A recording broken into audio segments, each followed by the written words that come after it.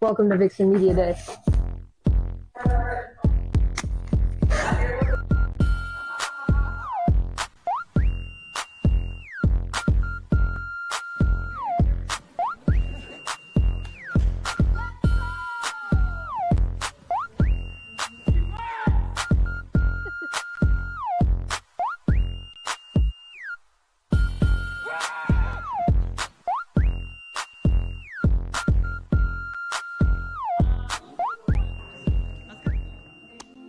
There as well, so great to see. Kelly going to keep the ball herself, and Kelly EK in for the TD. That's great. I love that play. Fakes the handoff, takes it to the outside.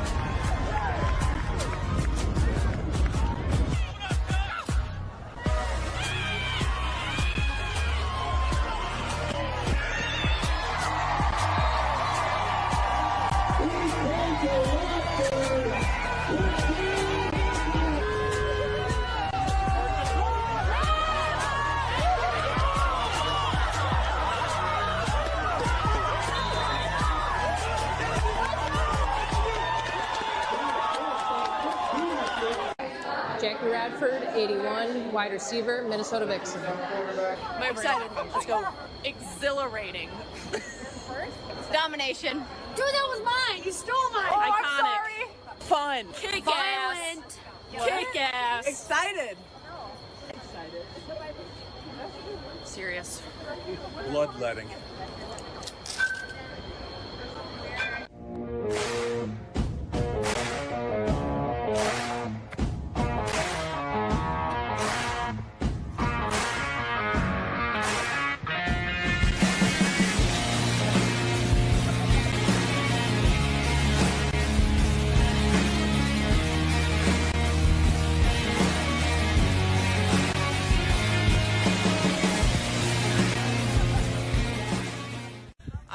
Best travel companion is Steph and Johnny Cash.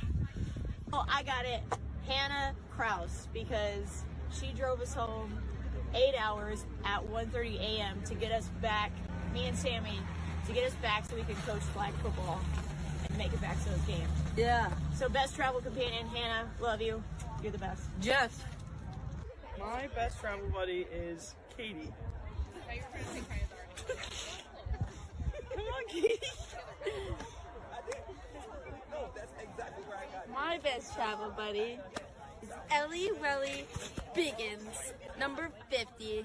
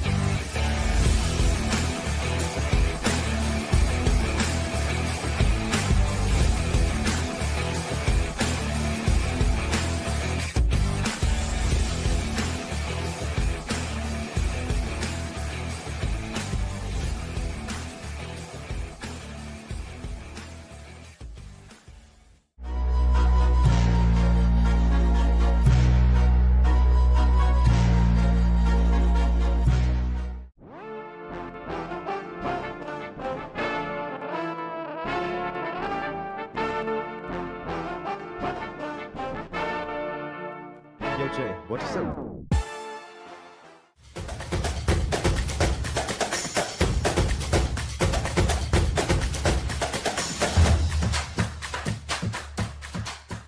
How does it feel to be undefeated at this point in the season? It's great, and I mean, the first half, I don't think we've scored that many points in the first half in a bit now, so it's fun to be a first half team. I think we've always been that second half team, so it's a good motivator to, for the rest of the season. I've had a ton of fun, learned a lot. Can't wait to see what's yet to come, honestly. It feels good. We had a really big focus this week on coming in and cleaning things up, especially on the offensive side of the ball, and we did a really good job doing that tonight, and obviously took care of business and put up some points. So really happy with where we're at, and we got a long way to go, but we're excited. As you can tell, we're silly goofy, and we always have fun. Always find a way to have fun.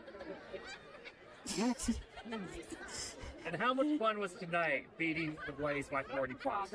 I mean, it's always fun to win. You can't really say anything specific to anybody. Just winning in general is always fun. You know? Doesn't matter who it is. It's just another day at the office, Laura. It's what I expect for myself every game. I'm a little disappointed that I didn't get 4, and I'm going to carry that into next week. Carry that rage. I hear your nickname is Rampage. Yep. How'd you get that nickname? Rampage comes from when I get going, there's no force that can stop me. I am the unstoppable object, and anyone who dares come near me when I am in Rampage is do that at your own risk.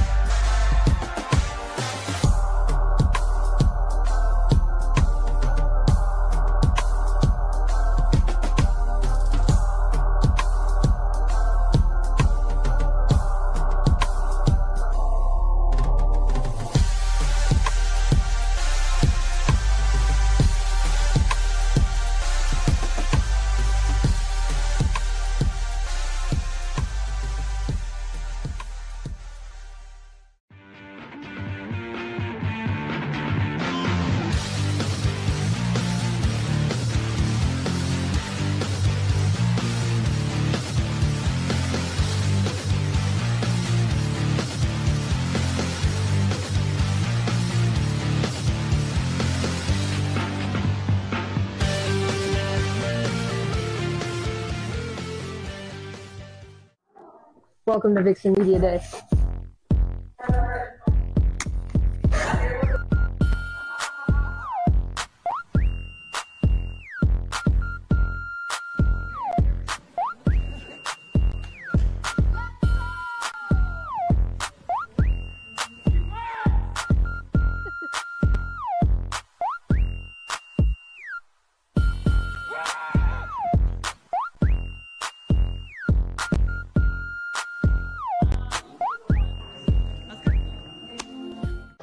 All right, throw the flag or you didn't see it.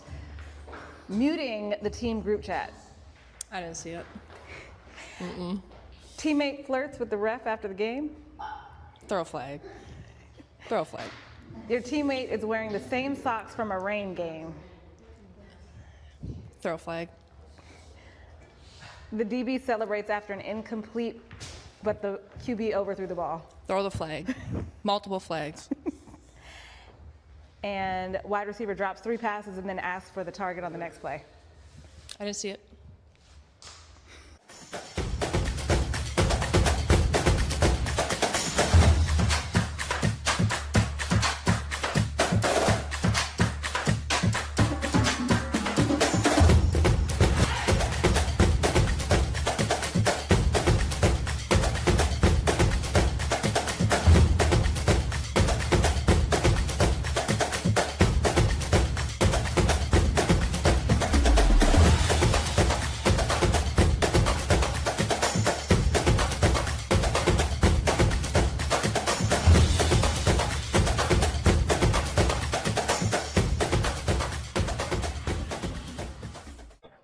create chaos together. We communicate together. We locked in. Yeah. It was amazing, but we got to clean up some things, like Coach said. We got to clean up some things. This felt good. I got the jitters out, so I feel ready and locked in for the next game. It's awesome. It's my family. It's becoming family. We're getting so close to each other and definitely knowing each other a little bit more.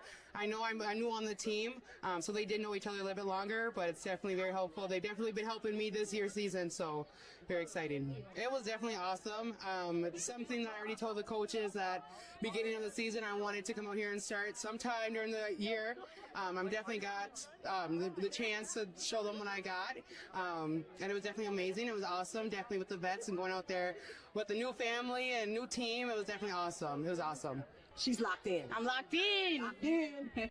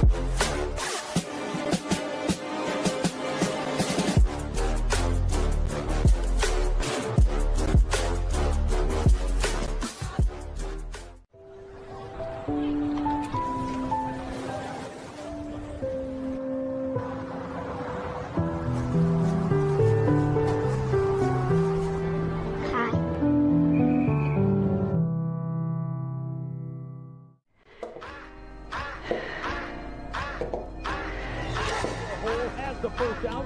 Barrett breaks a tackle at the 20. It's picked up a block. He's going to get in. A wide open pass and take him down.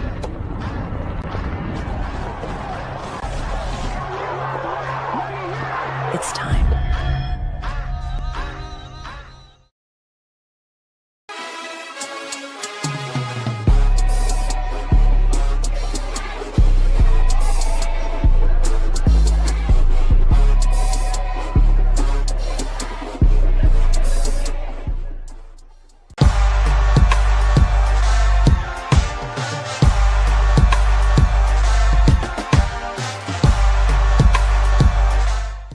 This group right here, all around, is football. We're all football players. Y'all are football players, okay?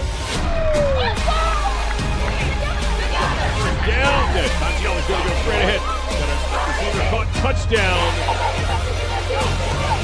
They're back by him. What a Houdini act. Zion, she breaks another tackle. They've got one for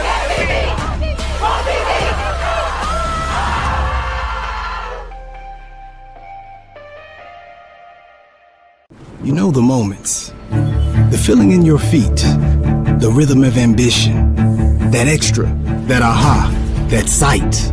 That's something. The click, the shift, the boom, and you're there. The mess becomes a map, and you call it art, or science, or code, because now you know the way forward. For all the moments that drive you, there's edX. Fuel your ambition with thousands of job-relevant courses and programs at edX.org. And as we can see,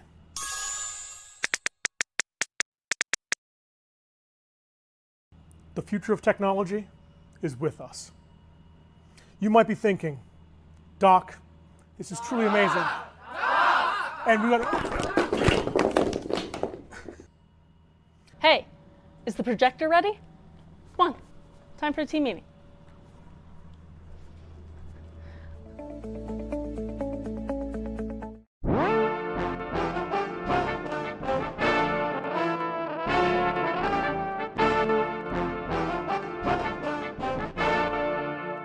Yo, Jay, what you say?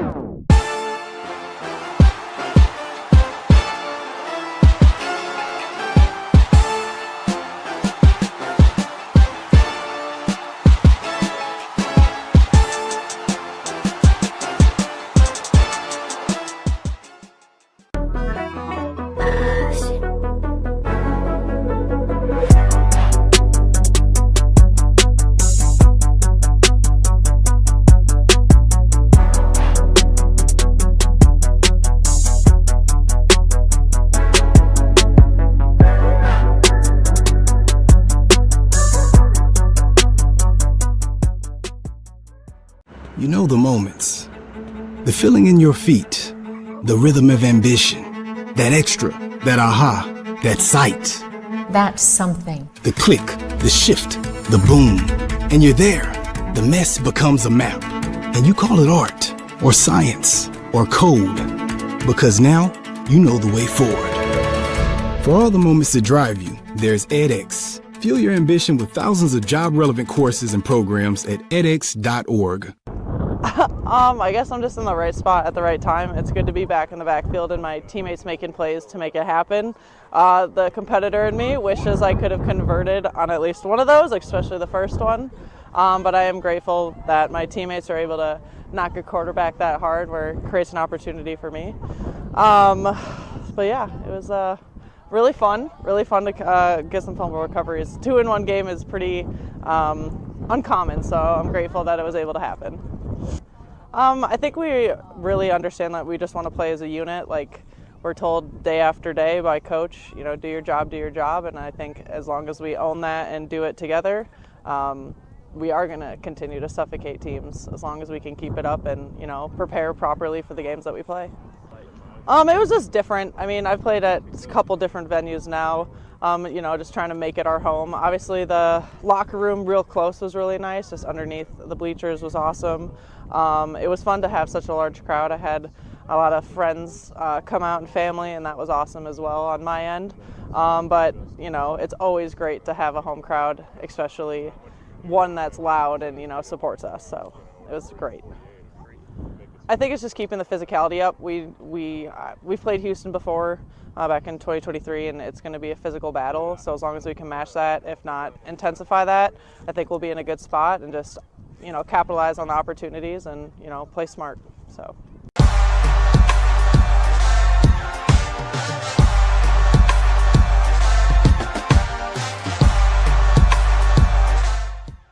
I mean, when you have the best team, makes it easy. Everybody was playing their game, everybody was on it. You had the receivers really helping each other out by running the correct routes, and they open the ways, and I just get the ball to them. Yeah, I mean, I've been playing with Jackie since my rookie season. I've been playing with Amanda since my rookie season, and so we just have the telepathy, I guess. We just know kind of the way each other works, which makes it easier on the quarterback and also makes it easier on them because they know how I'm going to pass it to them, so they get open, and I know hopefully I'm going to see them.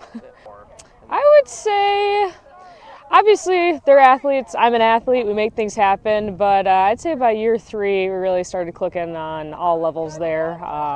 Running, passing, short game, kind of what they're known for. Kind of figured out what I was known for. We really all fell into our place and made it work for our team. We're just going to keep doing us. I mean, it's very easy to start game planning around a team and thinking they do this, they do that. But in reality, we have all the pieces. We just have to put them together every single week. Feels great. Feels really good to keep the momentum going throughout the season. I mean, we're on a 4-game streak right now, and then going to a break, having that ideally into the break, having a 4-0 after that, and keep it moving up into playoffs. I mean, they say you want to play your best basketball, your best football in playoffs, so that's always the goal, is to keep improving each game. Well, with our running backs, you have a 1-2 punch. You have Paige, who is insanely fast and can just plow through everybody. Then you have Tiff, who is also really fast, very quick step, who is very sly through it all. When you have that, you really keep the defense off their toes, because they can't come into it straight on if it's Tiff, because she's just going to slide right by you. Or if you come on to it straight on with Paige, you're probably going to get. It allows us as an offense to have different plays and different levels that they can't guess what we're doing. It could be a run, it could be a boot, I could run it, who knows? It was phenomenal. I mean, I looked up there and I was like, holy cow, we have a ton of fans. I mean, looking up into the crowd and knowing that you have that many people coming out to support not only you, the team. I think it says a lot about our veterans and like how they lead. We from the beginning have been told that this is like a very hardworking team that has always made its way very, very close to their goal. But watching the vets be able to take us and kind of like bring us with them to hopefully get into a championship position it's a really cool experience. It's been a lot of fun.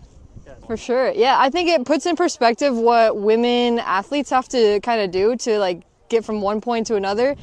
We sacrifice a lot of our time to be able to go out and travel, but at the same time, it's so much fun. Like we get to hang out with each other. We really get more time together out on the road than we do when we're at home, especially with the practices and stuff. So being able to like hang out and then kind of get to know each other, it kind of builds that team camaraderie and puts us in a good spot to keep getting cohesive together. I feel like I've grown a lot, but there's still obviously a lot to learn and continue to build on.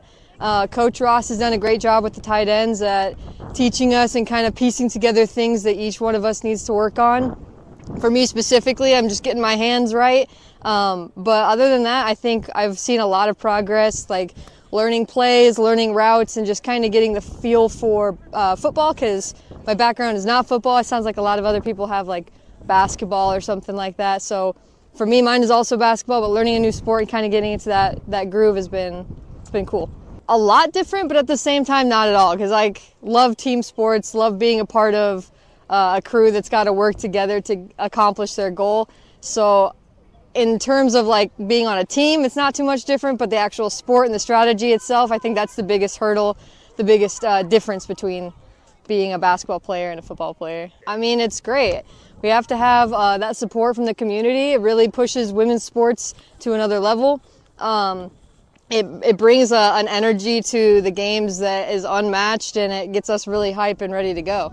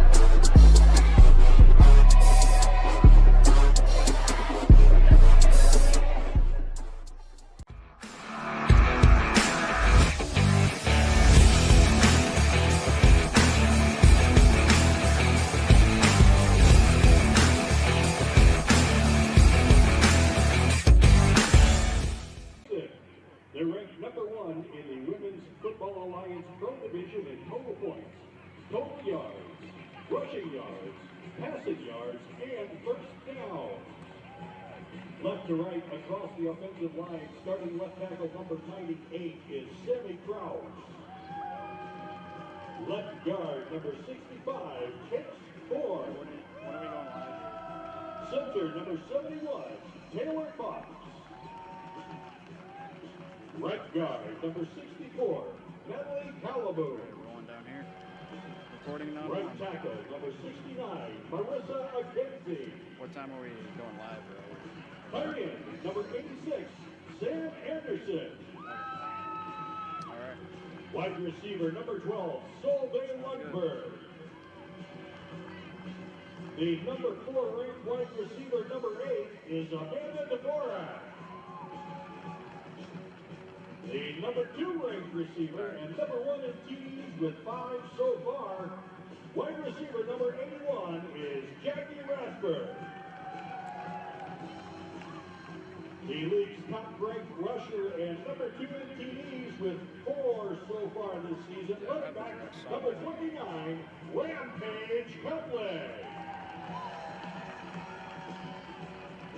And the league's top-ranked passer, our quarterback, number 10, EK, Aaron Kelly. I'm like 1.5 under.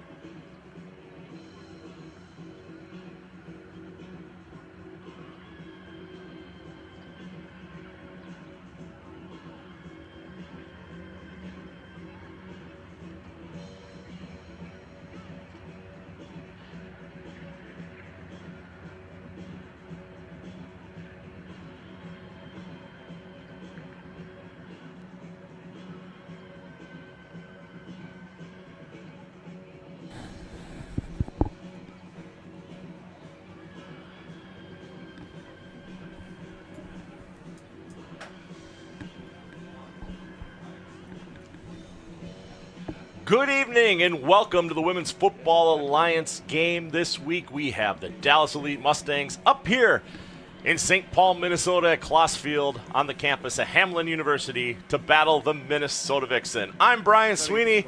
Alex Wested is kind enough to join us in the booth tonight. And Alex, you and I have touched on this game on Road to Canton throughout the season so far. What's going to be the biggest takeaway as we're about 5 minutes away from kickoff tonight? Well, for this game specifically, for the Minnesota Vixen, this is the kind of just get out there and do your job kind of game. You're a favorite. You're a heavily favorited opponent against the Dallas Elite Mustangs today, so much so that running time is likely in this contest. But it is still an opponent who has traveled a very long way, that even though their record isn't where it was, they were a pro team last year, they're now down at Division II. You still have to treat them with the respect that you do any opponent. They have some good talent on the roster. They're not a deep team, but they do have talent. And if you make mistakes in this game, it could hurt you in the long run. Well, I was talking to head coach Ray Smith on the sidelines before the game, Alex, and most of the players for this team, rather than fly up, they drove up. A lot of them left at about 11 o'clock last night, and team drove through the evening just to get here to be on time for today's kickoff. And it's not a terribly inconvenient drive. It's about 14 hours from the Dallas-Fort Worth area going straight up Interstate 35. So really not a convenient drive. You can take I-35 all the way up here to St. Paul, but it is a long drive, and it is the conditioning. And the difficult part of travel in this league is that you do have to be well adjusted and well prepared for the travel, whether it's 14 hours in a drive or just across town. And we are going to throw it down. I'm being told that we're going to do our best to have our head referee, Tyler Downs, mic'd up for today's game, as the captains from both teams are going to make their way on out to the field for tonight's coin toss. So we'll step aside for a moment and pay attention and see who's going to start with the ball.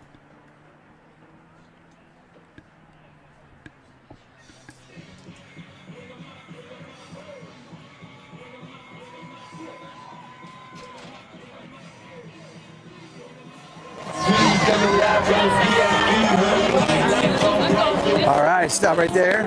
Get right here. All right, go ahead and shake hands, everyone. One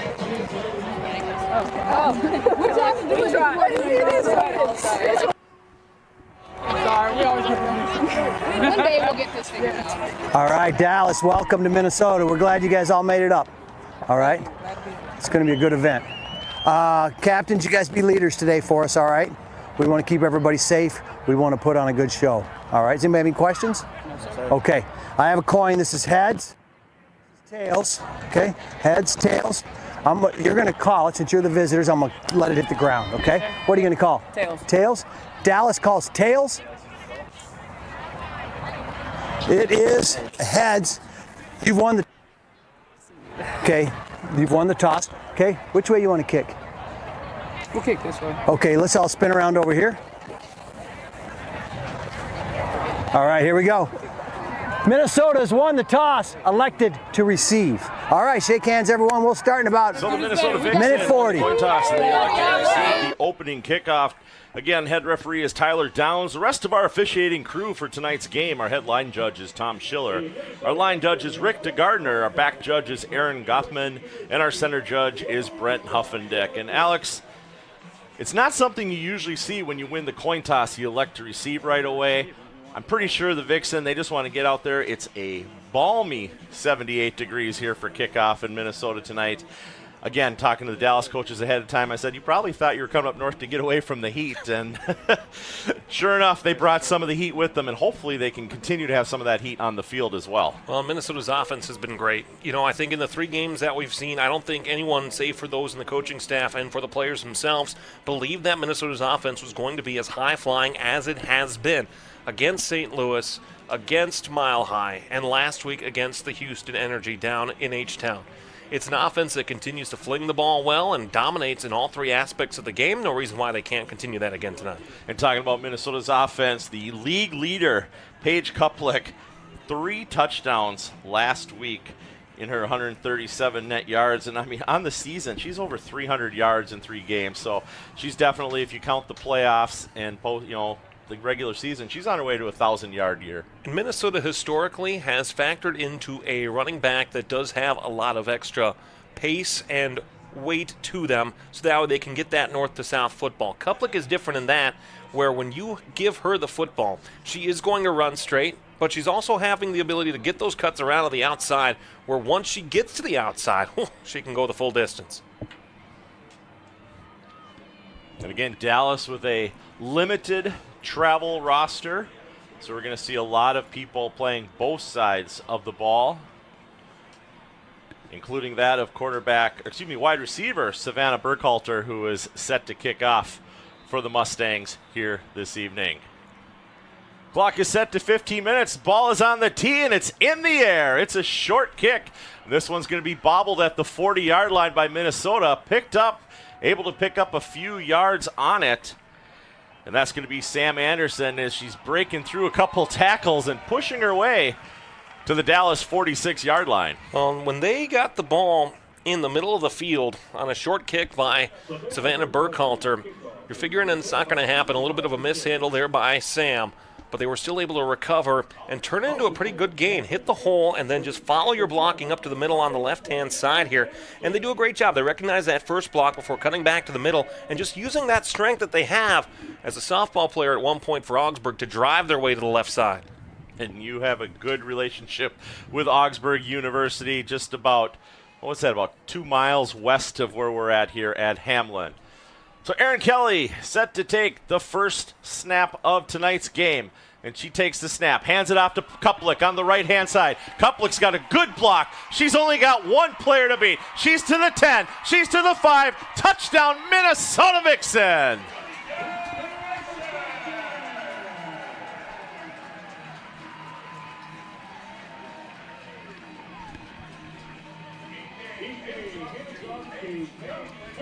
And there it is.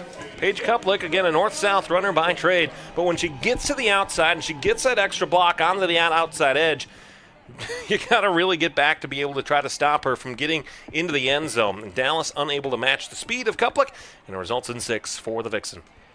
Yeah, and Minnesota wasting no time. In fact, only 25 seconds to get the first touchdown on the board. And our point after attempt is up.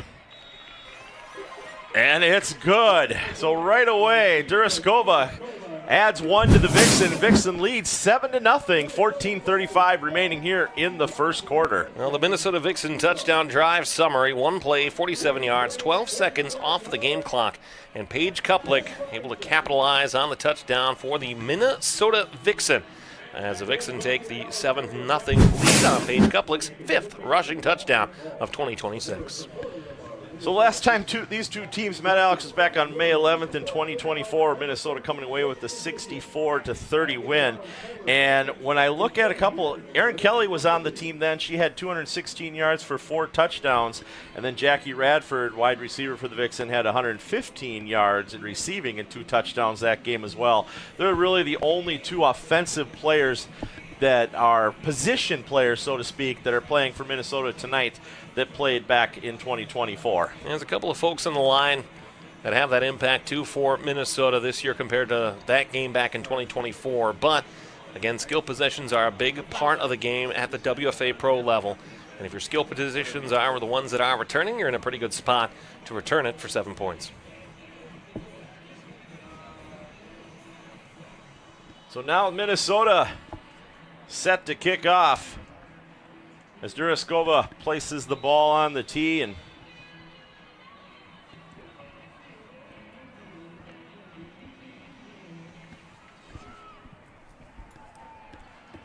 this one is up. Pass is bobbled at the 17-yard line. Cuts back, gonna move to her left. She's gonna get leveled in the backfield. She's met hard by Ange Bennett of the Vixen for a loss from where she picked up that initial kick. And one of the 4 folks that Minnesota brought up from Nebraska that have had an immediate impact. I talked with James Brown back in early April about the players they got from Nebraska and the impact that they were going to have. And all of them have had significant contributions so far in the early portion of this season.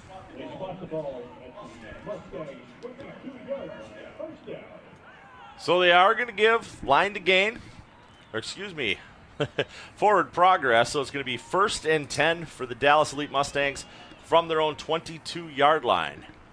Minnesota's defense this year, very stingy. In fact, 12 of the points that they've allowed have been on pick sixes. Well, exactly, right? And when your points that you're allowing are because of your offense, it means your defense is doing something very, very right. You know, you didn't allow a touchdown against a good offense down in St. Louis that's probably underperforming this year. But then you also, in another spot, look at it where you're still playing very, very well. So on Dallas's first play from scrimmage, going to get a false start right away. So it's going to be 1st and 15 from the 17. Not the kind of momentum that Dallas needs this early in this contest.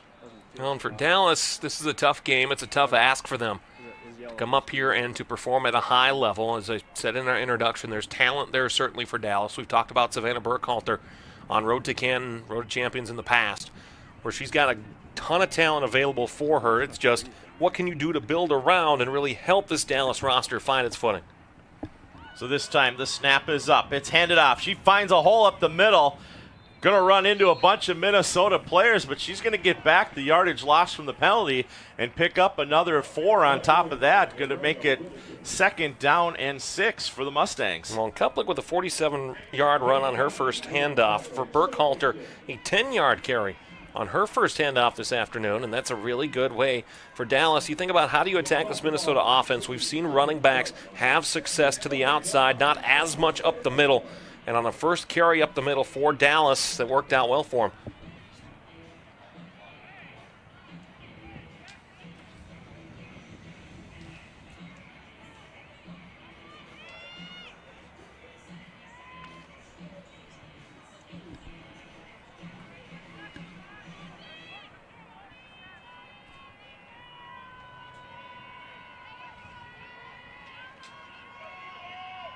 So 2nd down and 7 for the Dallas Elite Mustangs. This time the snap is up and it's handed off onto the right-hand side, and there is nowhere to go as Minnesota meets them in the backfield. And I want to apologize from the get-go where Alex and I are standing. It is a little difficult to see the jersey numbers on these Dallas Elite players. You can see that on your screen there as well, the black jerseys with the multicolored numbers, a little bit of white piping around them, but not the easiest to see from up here in the booth. So I do apologize if throughout the game tonight we're not giving you all the information that you're used to receiving from either of us. And numbers just on the back side of the Dallas jerseys as well. Tough to see, obviously, the one side, but when you have it where you're attacking one way, left to right or right to left, and your offense is going in the right direction, you don't know who the number is. You can judge it based on the positioning as well, but when Dallas has as many players playing both sides of the ball, it's really tough to gather. So 3rd down and a long 8 for the Dallas Elite Mustangs. We have receivers at the top and the bottom. Running backs in the backfield. She is met right away and taken down by Minnesota for another loss of yardage. And Dallas on their opening drive is looking at a 4th and 10 right away early in this game. And heartbreaking certainly for Dallas. You know, you have the penalty, then you get the 10-yard run, and you figure you're in second and manageable, right where you want to be. But then you lose 4 as the Minnesota defense shuts you down, and then you lose 1 on the kind of sack there. Really tough spot to be in. But also for Dallas, do you have an option to punt? And it is looking like, from what we can see, that Dallas is going to go for it here on 4th down, deep in their own end.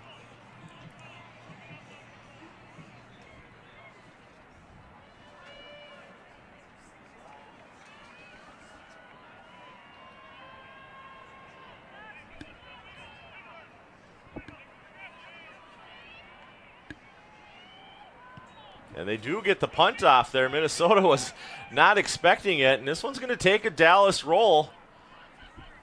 And Minnesota is going to be looking at their 2nd possession of the ball game, 1st and 10 from their own 43-yard line. Well, how about that from Dallas? That's really good disguise by the Elite Mustangs of showing yourself in an offensive passing situation, and then Burkhalter just gets the ball and boots it. Really great play design, good special teams by Dallas. And it flips the field just a little bit where Minnesota will have worse starting field position than they did on their first drive where they start on the Dallas 47. This time they'll be starting it on the Minnesota 43. When we talked about Burkhalter, she was one of the 2 players on the Dallas Elite Mustangs who played against Minnesota the last time these 2 teams met as well, with 92 yards and a touchdown. The other play being Zierra Whitaker, who was also a rusher that game that had multiple touchdowns against Minnesota. So Erin Kelly takes the snap. She's going to throw it to her left. This one is caught to Big Tiff. Tiff right as she goes by. She escapes the tackle, gets another one, puts a nice stiff arm out there before she's ridden out of bounds by Precious Anderson of the Dallas Elite Mustangs, but not before moving the chains for Minnesota. It's a fresh 1st down. A nice little gain on that play of 16 yards as well for Tiff Wright. Whether it's in the secondary, whether it's just taking the ball out of the backfield. Really nice play. Well done. So great job by Tiff Wright and Erin Kelly moving the chains. Minnesota 1st and 10 from Dallas's 41-yard line. This one's looking like it's going to be a free play. Kelly's just going to throw it to the ground knowing that she's going to get the penalty.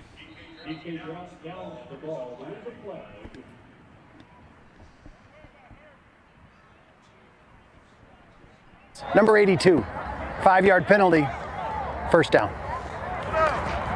So Kelly doing something smart there, seeing that even though she had the free play, she was being charged pretty quickly by the Dallas defensive line. So she just spikes that ball into the ground, protects herself, protects her team. So it moves the ball 5 yards after the penalty. It's going to be 1st down and 5 from Minnesota. And no reason really there. You said it when Dallas had good protection off the blind side for EK, where you could throw the ball down or you could not take the hit. I like the decision there just to throw the football into the vicinity of a tight end. This time, Kelly's pass is completed to Radford. Radford's going to pick up the 1st down, and she's wrestled out of bounds by Monique Smallwood, but she picks up a 1st down. Fresh set of downs for the Vixen. There's Jackie Radford making an impact the first time today. Again, attacking this near side of the screen on the left side of the formation where Aaron had the ball easy. Nice little quick out route for Jackie Radford. She makes the catch more times than not, and then makes the decision to stay in bounds, trying to churn it upfield. Last weekend against Houston, Radford, 62 yards, 1 touchdown.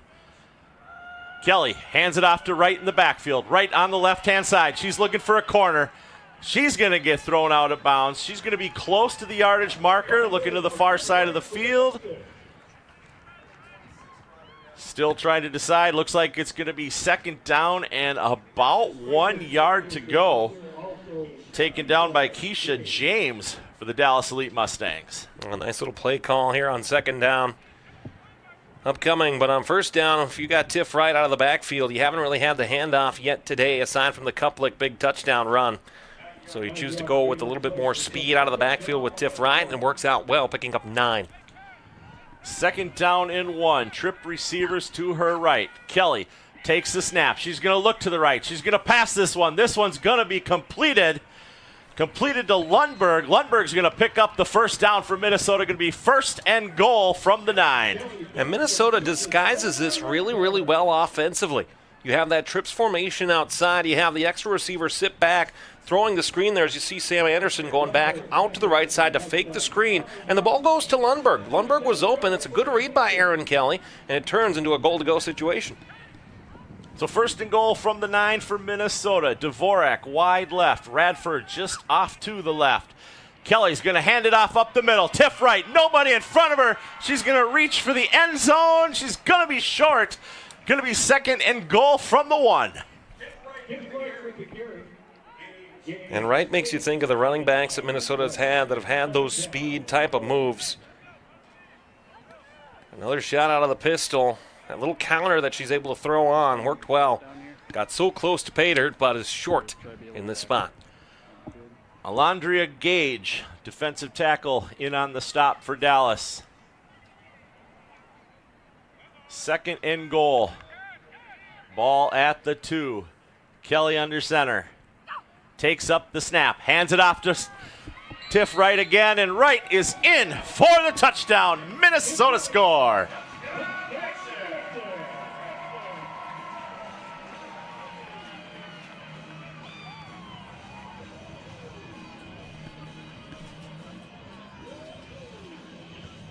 Nice little drive finished off by Minnesota. And you talk about the one-play drive where Kuplik just takes it to the outside. This was a little more methodical for the Vixen offense. Great reads by Aaron Kelly. Great reads by Tiff Wright in the backfield. Well-executed drive, resulting in 6 points for Minnesota. Duraskova to attempt the point after. The ball is down. Kick is up.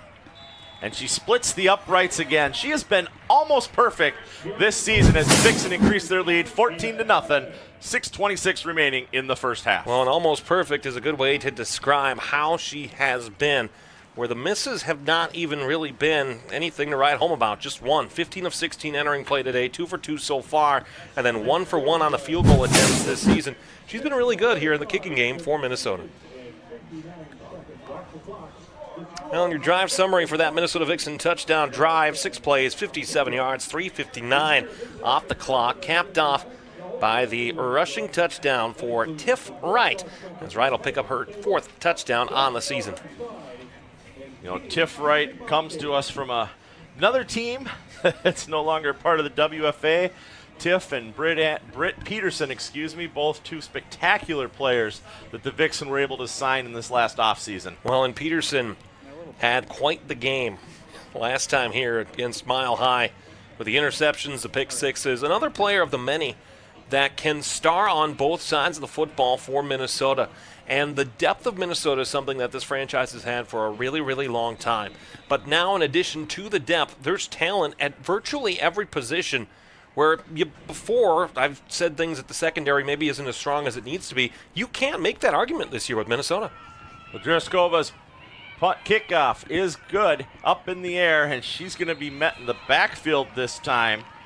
I believe that was Alexandria Jackson on the return.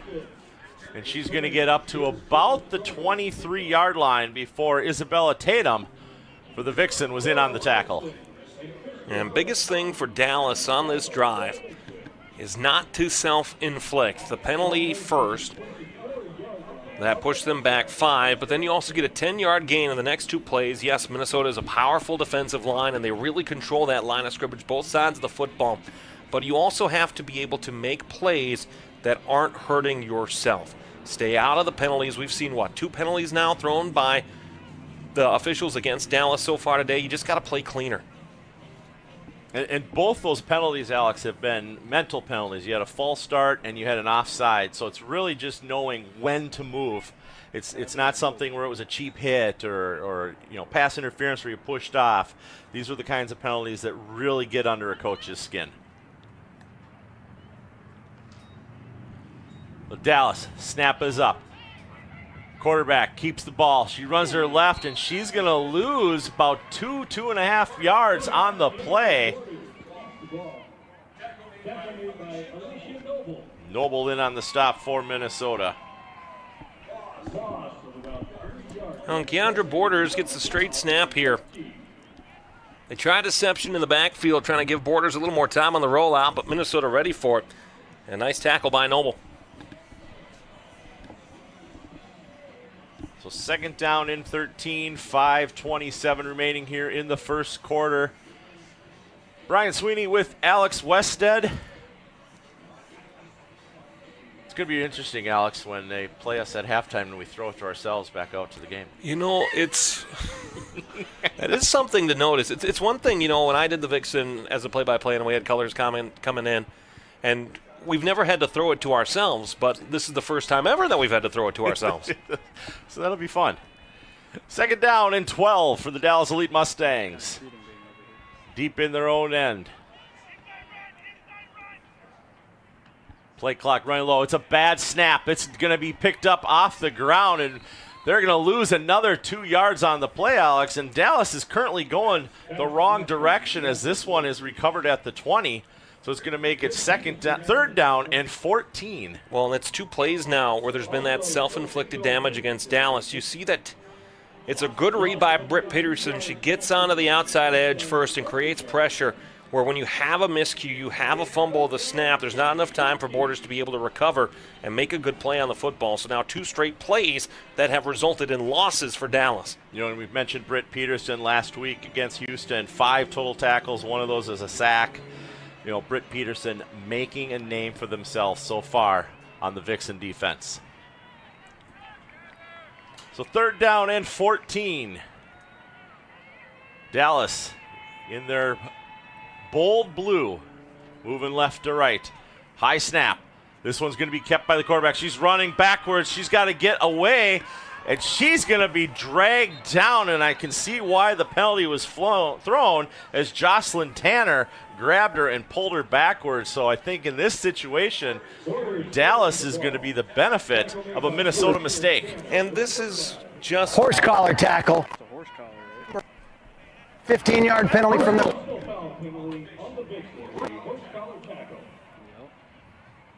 And for Minnesota, this is just a spot where you're eager to make a play on the football, but the technique isn't there. When you go up high on somebody trying to make a tackle, things like that can happen when you're not going low and wrapping up just like you're supposed to go.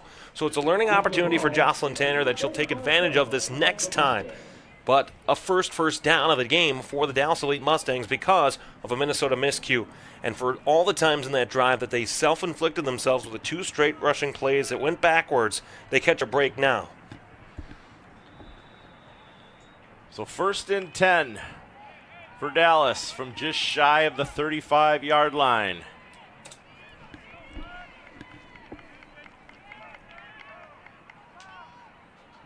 First down of the game for Dallas comes on a Minnesota penalty. Snap is up. Pitches it to her left. Got a good block on the left-hand side. She's going to pick up about 4 yards. That's Zaria Whitaker. We already talked about her from the last time these two teams played, and it's the first real positive yardage that we've seen out of Dallas this evening. That's a good run play, right? Go to the outside. We talked about Minnesota having some trouble containing the run on the outside, especially against St. Louis earlier on in the year. And when you think about it, for Minnesota, the 4-yard gain by Whitaker in that play is a little bit of a letdown. But for Dallas, it's a good way to go because you are able to actually stay ahead of the sticks here on this offensive possession. So 2nd and 6 for Dallas after a 4-yard pickup by Whitaker. Last time these teams played, she had 20 carries, so probably going to see a lot from Zaria tonight. Borders waits for the snap. This one's up over her head.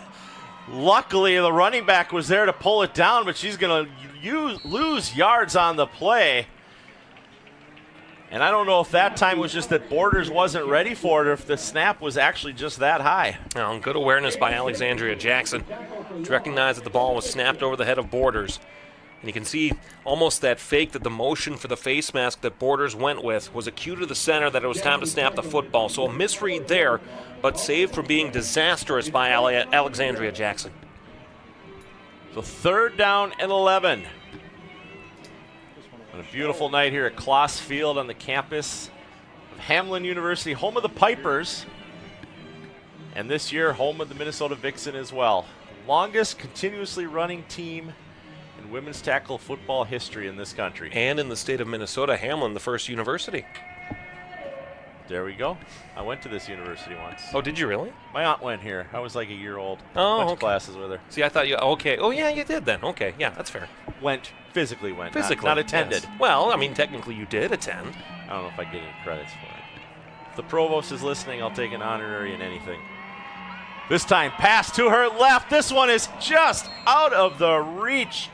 What a great attempt there by Borders throwing that ball deep. Good coverage by Paige Condi.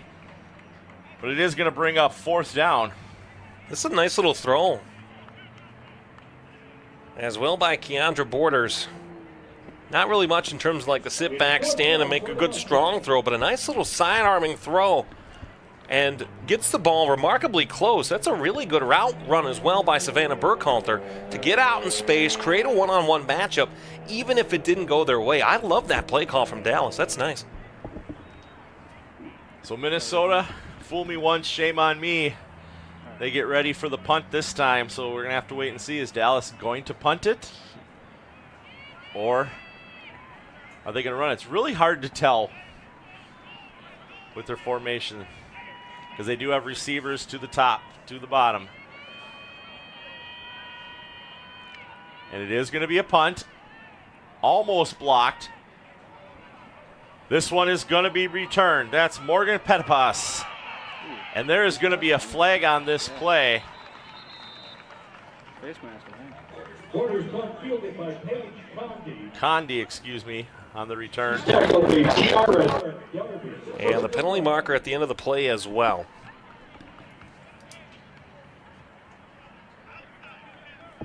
Foul face mask on the kicking team, number 12. Personal foul, face mask, number 12. We got a 15 yards added from the dead ball spot. First down. Minnesota with a decent return. Only to get 15 more yards out of it. They're going to be starting 1st and 10 from the Dallas 32. And the first undisciplined penalty that we've seen from Dallas so far today. But the biggest factor in all that is that if you just wrap up and go low, you can avoid penalties like that more times than not. We've seen it once with Minnesota. Now we've seen it here with Dallas. So Kelly, quick little pass to Halverson. Halverson's got a hole. Nice little stiff arm as she's ridden out of bounds. But Halverson's going to move the change. Fresh set of downs for the Minnesota Vixen. And EK has thrived today, passing to the outside. Another quick little hitter to Halverson. And that trips formation, that fake screen, that's what keeps it honest, is that you have to use that person that's sitting back as the screen. She's able to do that, makes a nice catching run out of it. So that takes us to the end of the first quarter here in St. Paul, Minnesota, visiting Dallas Elite Mustangs, trailing the Minnesota Vixen 14-0. We'll be right back with the second quarter after this. The score, Dallas Elite Mustangs 0, our Minnesota Vixen 14. Fans look down on the track. Sarge has some T-shirts to throw out into the crowd. Somebody needs to make some noise.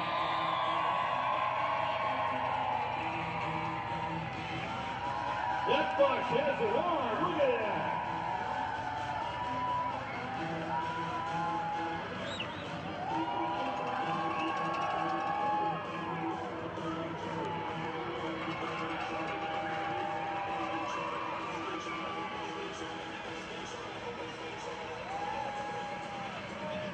Good job, Sarge. We'll get you some ice for that shoulder after the game. Welcome back to the Women's Football Alliance. I'm Brian Sweeney with Alex Wested, and we're just getting underway for the second quarter. as the Minnesota Vixen have a 14-0 lead over the Dallas Elite Mustangs. As you look at the stats there from the first quarter, total yards for Minnesota 99, with 34 coming of those in the air, the other 65 on the ground. And Alex, what impressed you the most so far that first quarter out of this Minnesota team? Well, I think it's easy to say the Minnesota offense and the Minnesota Moving Company, the strength of them, and we don't talk about them enough.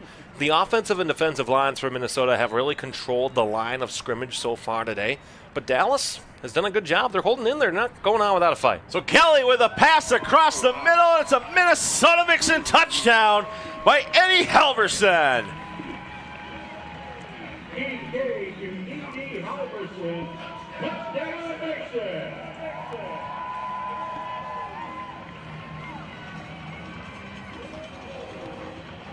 So quick little pass up the middle for Minnesota. Increases their lead early here in the second quarter. Duraskova lines up for the point after attempt. Lundberg to hold. And again, straight down the middle. Duraskova she's got more points than some of these teams we've seen this year. Well, and exactly, right? When you have the opportunity to make something happen there, and that's just a good run by Halverson.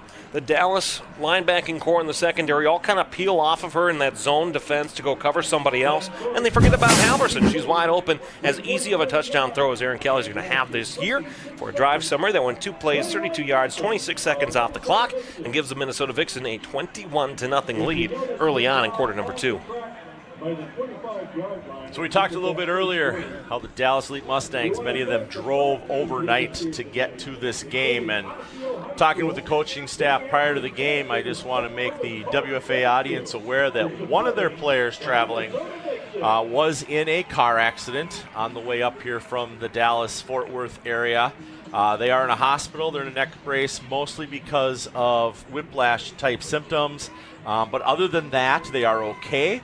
They're going to make a full recovery, and they're expected to join back up with the team when the team returns home to Dallas. Well, and it's never something that you want to see or hear or whatever. You obviously hope for the safety and security of all the players as they're going across town and across country, and it's heartbreaking to hear certainly something like that happens, but it's a natural part of driving, unfortunately.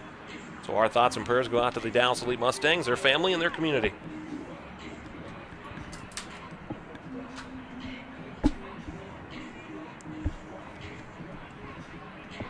So Duraskova to kick again for Minnesota, and it's up. Nice deep kick. Taking a Minnesota bounce, and this one's going to be picked up at about the 7-yard line and leveled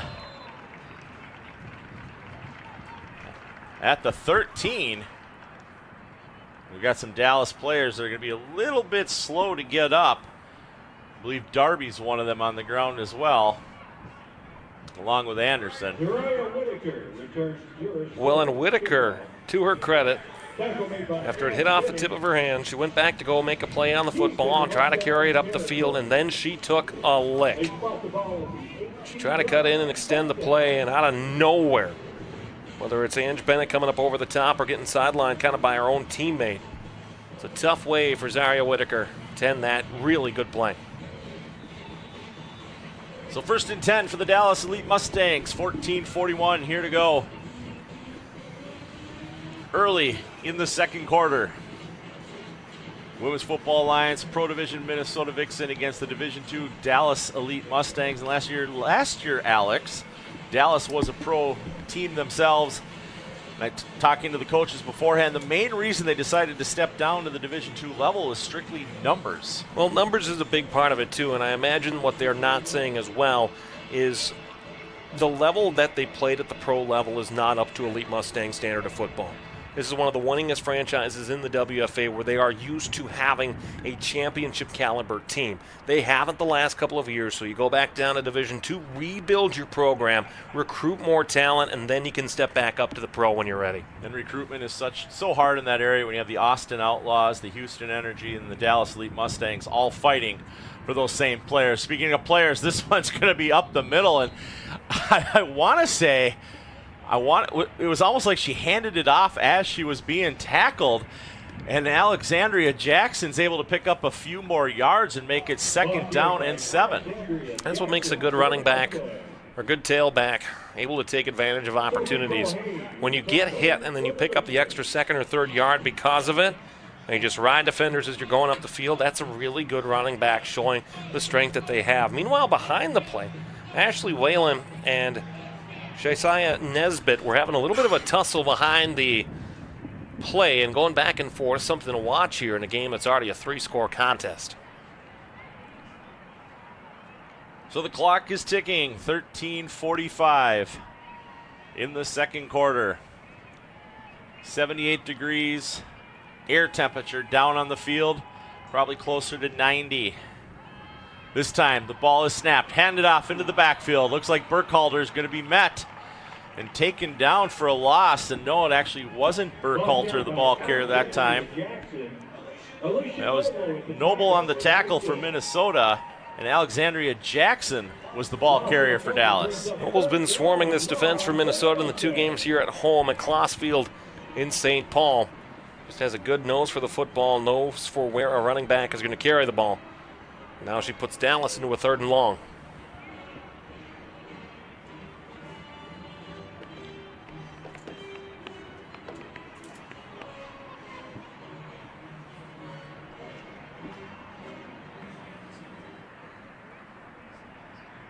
Dallas averaging a little over a yard per rush attempt so far this game compared to Minnesota's 16.3.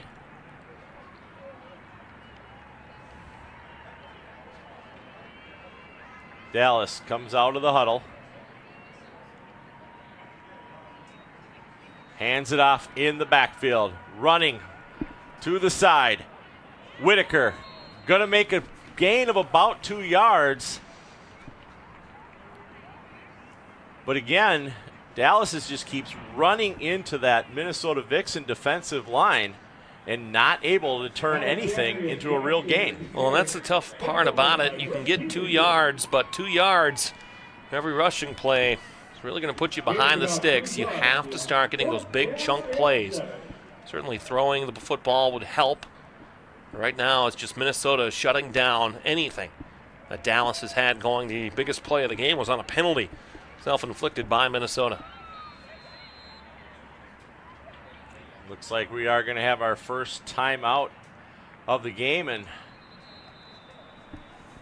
look and see who this was called by, and it's going to be called by Minnesota. So Minnesota takes the timeout, and Alex, we can look. DC Diva, other pro division game, currently up over the Tampa Bay Inferno 14-7, and you and I talked a little bit before this game came on air that at the time Tampa was up 7-0 over the Divas, so definitely a improvement as that game has moved on for them. And a couple other games that will be starting a little bit later this evening, as my screen refreshes itself right when I get there. St. Louis Slam be playing the Houston Energy, and Minnesota on a bye next week, welcoming the Slam to town the week after that, and just coming from Houston last week. So Minnesota seeing a lot of these teams that are playing today. And still a schedule for the Minnesota Vixen that doesn't have the strength of schedule that they're really looking for.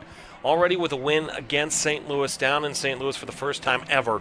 But now you have to bring them back up here, and you have to go and run that same play, that same game plan with film that you've had against them, and really build that into a regular season sweep over the Slam, because there's teams, Cali, Nevada, Salt Lake, that are all looking to jump into that spot if St. Louis continues to struggle as they have been this season. Because I was talking about it before the game with somebody.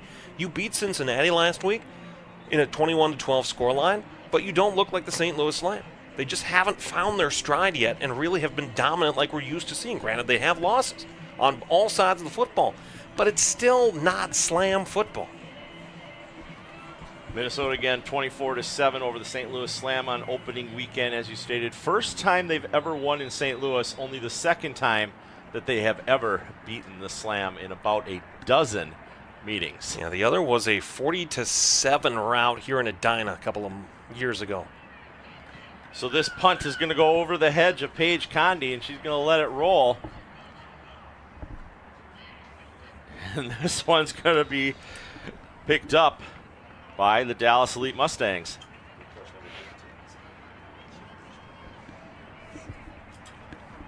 Well, Minnesota will have another chance to put more points on the scoreboard. This is where I'd like to see Minnesota's offense. We've seen them just run the bread and butter plays that they're used to running. I think now at this point in the 3-score game, you can be a little more creative. You can show us some more of the trick plays. And obviously the coaching staff from Minnesota, led by Connor Joe Lewis, one of the greatest Minnesota Vixen of all time.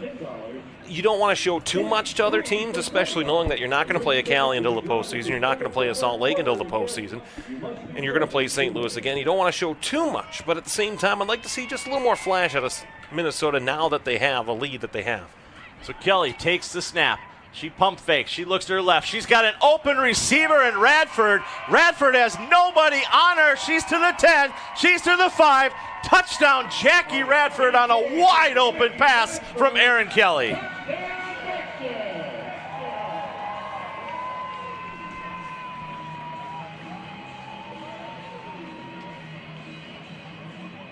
Well, they listened. That's for sure. Jackie Radford, since coming into the league as a receiver, has had a really good impact on this Minnesota Vixen offense. And when she's able to get as much separation as she does on this play, it's really tough to come back to her and try to stop her in the field of play, where she had maybe 10 yards of distance between anybody else on the football field.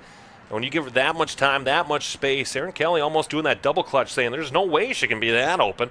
Then she fired the rifle right in time, and a nice touchdown pass to Jackie Radford. Snaps a little bit high, placed down. Duraskova's kick is up, and once again, it's perfect through the center. Yeah, Radford coming into this game, 175 yards receiving already this season. Greatest thing is, that was only on 11 receptions. Well, look at it here again. There's that separation. Just 5 yards, not the 10 I said previously. But even that's enough for a quarterback that's experienced like Aaron Kelly and a receiver that's experienced as well. You're looking into the sun as well if you're Jackie Radford, so a little extra difficulty in there, but a really nice catch turning into a Vixen lead on a one-play, 63-yard drive that took 10 seconds off the clock. Definitely the kind of fireworks show we expected from the Vixen coming into this game tonight. As we look across the field, we see the State Fairgrounds. Looking forward to that in just over 3 months. You know, Texas will say they'll have a better state fair than Minnesota does. I don't know that I agree with that. We'll tell you what, the winner of the game can claim the better state fair. Oh, I think that's fair. I think Minnesota's in a good spot right now, but still time on the video boards, time on the scoreboard. Still got to close out the game until it's 0s in the 4th. So Duraskova, boom, ball up in the air. This one's going to go all the way, and what a foot we've seen on her so far this season between the field goal, the point after attempts, and the kickoffs, Alex.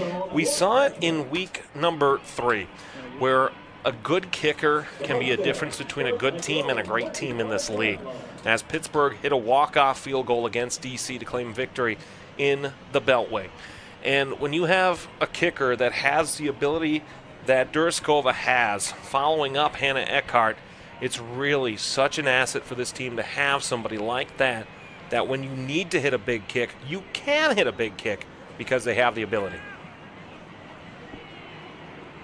So Borders and the Dallas Elite Mustangs looking hard to get something to happen here. And as I look out the window here, and Minnesota's long snappers are practicing on the sideline, it's really haven't had a need for that today. Well, no need, right? I mean, you've had drives, all of which have ended in touchdowns, whether it be one play or 6 plays.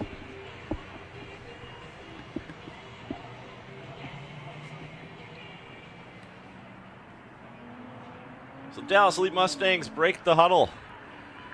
10:58 remaining in the first half of this game. And we're going to have flags for a full start. As I look down, and Britt Peterson is dancing on the sideline there. 5-yard penalty. I think they First assume down. that they're responsible for that false start. Well, it's a level of confidence that Britt has, knowing the threat that Peterson has, the ability to be on both sides of the football. And And just being on the field is enough to generate nervousness. Trying to make the audience guess what's happening. So 1st and 15, and we're going to have another whistle. We just need a sky. Dallas is going to choose to use their first timeout of the half. So we kind of ran through Minnesota's first game against St. Louis, where they won 24-7. Second week of the season, Mile High was here at Kloss Field, and Minnesota took care of business 62-20. Then last weekend, they were down in Texas, but they were playing the Houston Energy, where they won that game by 50 points, 56-6. Next week, Minnesota is on a bye, and then they will have back-to-back weeks here at home against the St. Louis Slam, and they end the regular season on the road against the Tampa Bay Inferno before their second bye of the season, right before the postseason starts. Which is a tough conversation to think about, where you obviously have the bye before your biggest home game of the year against St. Louis. They are your measuring stick. They have been since both teams have been really good at the WFA pro level. But then you also have another bye. Then you're traveling to Tampa. And I don't know if this is news to anybody, but the weather in Tampa in June is not always particularly pleasant. So it's going to be something to keep an eye on. And they have good weapons down there, Meg Joyce at wide receiver, that can make defenses nervous.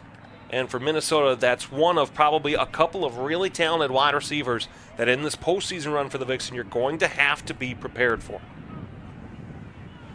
So Peterson running up to the line again, trying to get that Elite Mustangs offense to jump. And this one's going to be a pass.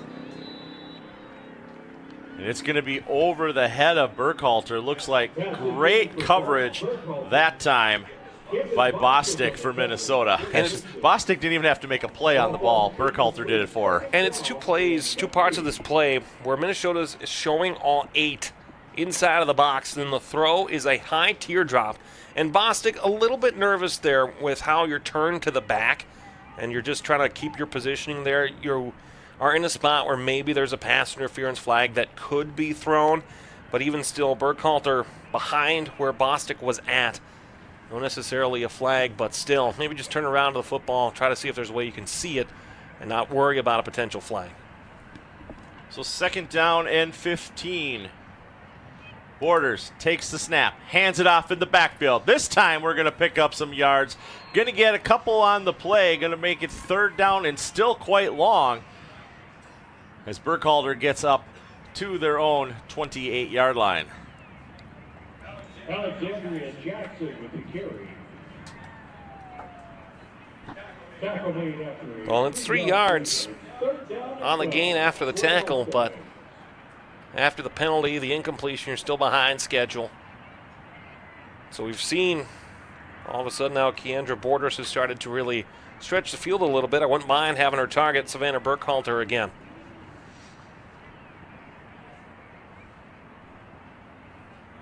Third down and a long 12 for the Elite Mustangs. Moving right to left, into the sun. This time, Borders takes the snap. She's going to throw it right away, and she completely underthrows her receiver. As that pass was intended for Precious Anderson. Going to bring up 4th down once again. And I think less underthrew, more just a misconnection on the route. Because, I mean, there's space there, right? There's space in that slot on the right-hand side where there was a potential completion awaiting there. But when you have the go route instead of maybe that post or that cut to the inside, it changes the outcome of the possession.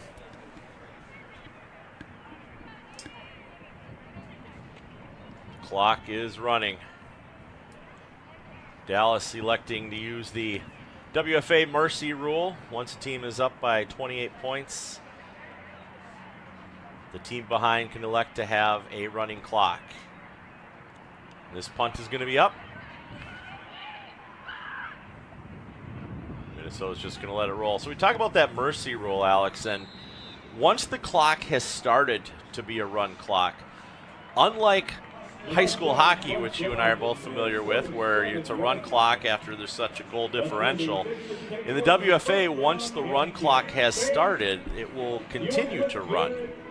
no matter if the score gets closer or not. So the team that elects to make it a run clock, they can all of a sudden have the lead, and it's still going to be a run clock. Well, and it's a visiting, more times than not, it's a visiting team request on the result of the running clock versus not. Dallas requested it very early on. Part of that, I think, is because you look at their bench, right, where you have, and you talk with the coaches about how the move to Division II made sense because of the lack of players on the roster. You've got 4 players on the bench right now. And 11 on 11, having 4 on the bench is a really tough spot to be in. So Kelly going to hand the ball off to Tiff Wright. Tiff Wright runs into a couple players. She's going to escape a tackle. The ball is out. Wright fumbles the ball. Going to look to see. Recovered by Dallas. It's a Dallas Elite Mustangs ball on a Tiff Wright fumble.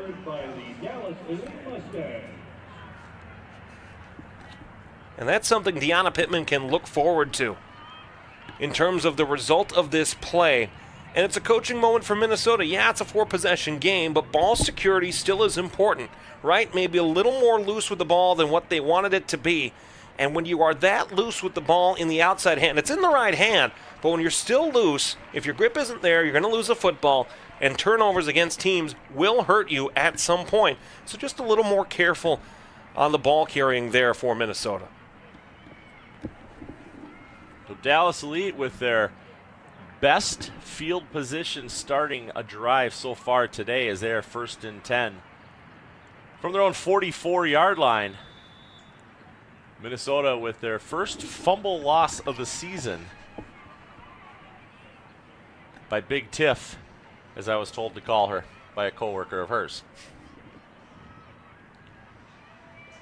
Tiff and I both employees of the General Motors Corporation in one aspect or another, so run into each other on the professional side of the world as well away from football.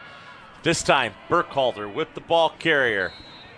Whitaker, with the ball carrier. She's going to get about a yard on the play, going to get up to the 45-yard line, going to make it 2nd down and 9. Bostic in on the tackle. And that's where for Dallas, I'm a little surprised by the cautious nature of the play calling there. You just get a turnover where Minnesota's defense has to suddenly go back out onto the field. I'm taking a shot there on a big play just to try to flip the field, give you a little momentum, whether it's in this game or going on to the rest of their regular season at the Division II level. I'm a little surprised that they weren't taking that big shot.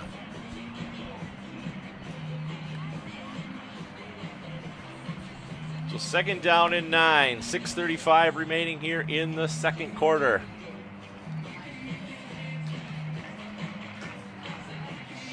Dallas. 2 running backs behind borders. Receivers to her right and left. And this one's going to be another false start as we saw the right side of that line move early. And you see the trick play getting set up there.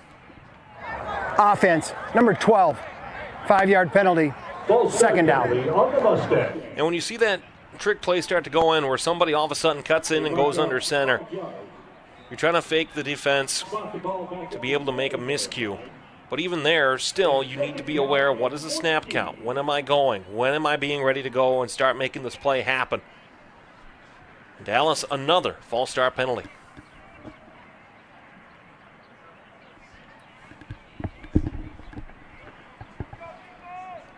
So 2nd and 14.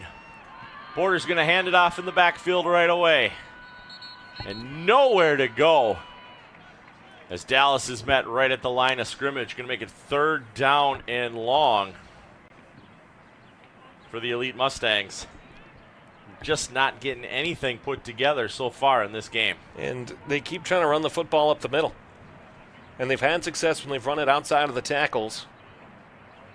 But when so much of your game is just wind and grind down the defensive line for Minnesota, the strength and conditioning for Minnesota, you're not going to win that battle. Whether it's Pat Tane in the middle, whether it's Red Bryan in the middle, you're not going to win the battle if you're trying to run up the middle against Minnesota. You could be a Jada Humphrey and have a chance, but Dallas right now, with how they're hitting the holes, they're just not winning the line of scrimmage on the defensive side for Minnesota. 12 rushing attempts for Dallas, total of only 17 yards rushing here in the later half of the 2nd quarter. This time, little toss almost intercepted. That one was in and out of the hands of Jocelyn Tanner. Great opportunity there for Minnesota, but she breaks up the play, and it's going to be 4th down. And a good read by Tanner here to disengage, seeing that the ball was not thrown as sharply perhaps as it was intended to be. She's frustrated with herself not picking up the interception, but still, really good play reading the ball by Jocelyn Tanner.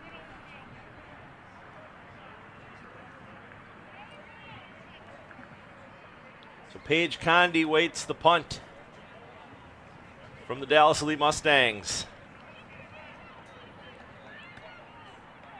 who trail Minnesota 28-0.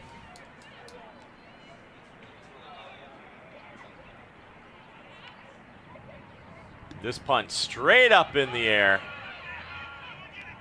This time it's going to take a Minnesota bounce. Not quite sure what Condi was doing running up to that ball, but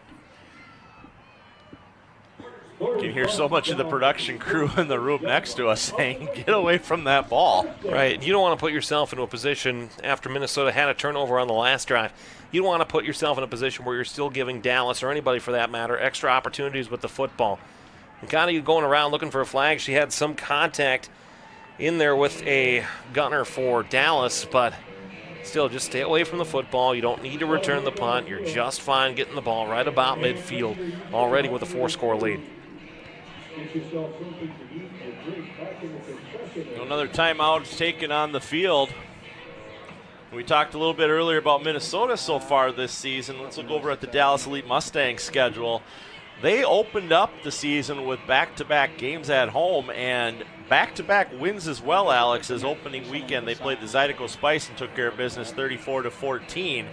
And then on May 9th against the Austin Outlaws, where they won 12-7. So they're here at Minnesota this week, and then they have a bye next week before playing at Houston Energy on the 30th. And then they finish out the season June 6th at home against OKC, and then on the road for the second half of a home-and-home on June 13th at Zydeco. Well, on a much easier travel schedule for Dallas the rest of the way. You're traveling 4 hours south to Houston, up north to OKC, which is about a 5-hour drive, and then over to the Spice, where you're sitting there in Louisiana. So it's a little more comfortable and closer in terms of where they're at travel-wise, and that requirement just a little bit easier for them. But just one pro-level team, otherwise staying in Division II against OKC and the Spice before that pro game next time out in 2 weeks at Houston. So 1st and 10 for Minnesota. Erin Kelly takes the snap. She's going to drop back. She's going to throw it up the middle. She's got Amanda Dvorak open, who falls to her feet. Not able to pull this one in. Going to make 2nd down. And good read by Kelly. Seeing Dvorak on that nice little slow turn out. Space was there, chance was there. Just wasn't able to connect and finish her off. So Dvorak coming into this game, 115 yards on 8 receptions, 2 touchdowns for Amanda so far this season. 2nd down and 10 for Minnesota. Mackenzie Reed moves across the backfield. Kuplick gets the handoff up the left-hand side, takes a block, makes her way to the right. She doesn't have anybody left in front of her. Kuplick with another touchdown for the Minnesota Vixen.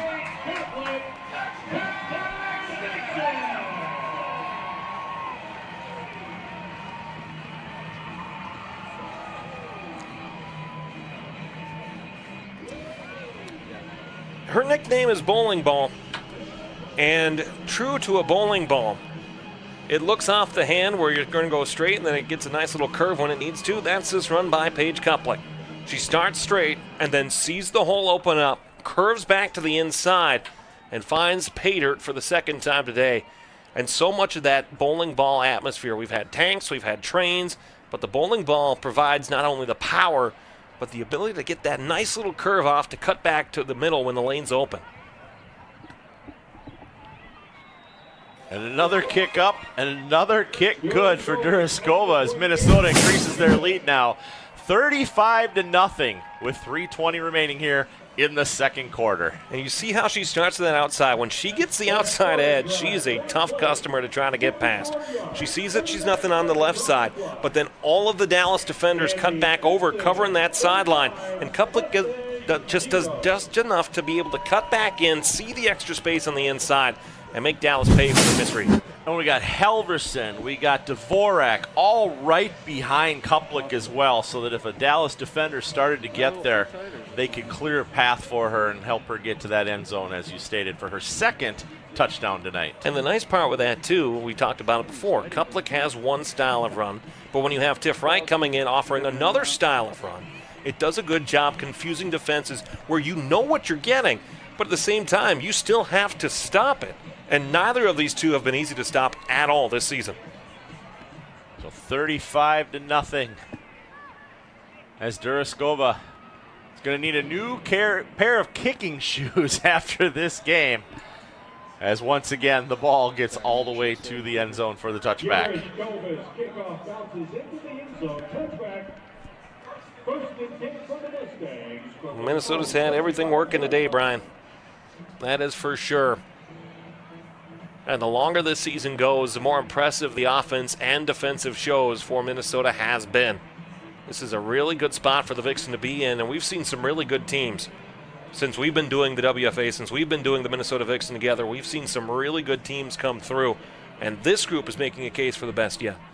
248 total yards for the Minnesota Vixen here so far through this game, and it's almost dead evenly split. 119 on the ground, 129 in the air, and that's what you need to make it far and get all the way back to Canton, Ohio, which Minnesota's trying to get to for the first time since 2022. And hopefully some fun times for everybody in Minnesota, that's for sure. We know we've had our share of fun times with the Minnesota Vixen in Canton, Ohio, hoping for some more again this year. But that was the last time Minnesota didn't really have the balance. So much was on the run game, that last team that made it to Canton, Ohio. Now you have that balance, and Erin Kelly's throwing about as well as anybody. You already know that she has the most passing yards in the league. If she can keep that up, maybe we plan our tickets now. And taken down in the backfield with a big hit. Jacqueline who was that? Was that Schweitzer into the backfield to take down Borders? It'll be something if Jackie Radford came in and made a sack, but I wouldn't be surprised. And look at the time, or the lack thereof, rather, that Borders doesn't have. And getting right underneath, Petipas goes right low, pulls her down. Great read, good play. Loss of 4 on the play. Second down and 14. 2:20 remaining in the second quarter. Borders waits the snap. Ball is in her hands. There's a flag on the play. This one's going to be intercepted by Minnesota. That's Britt Peterson as she cuts back to the left-hand side.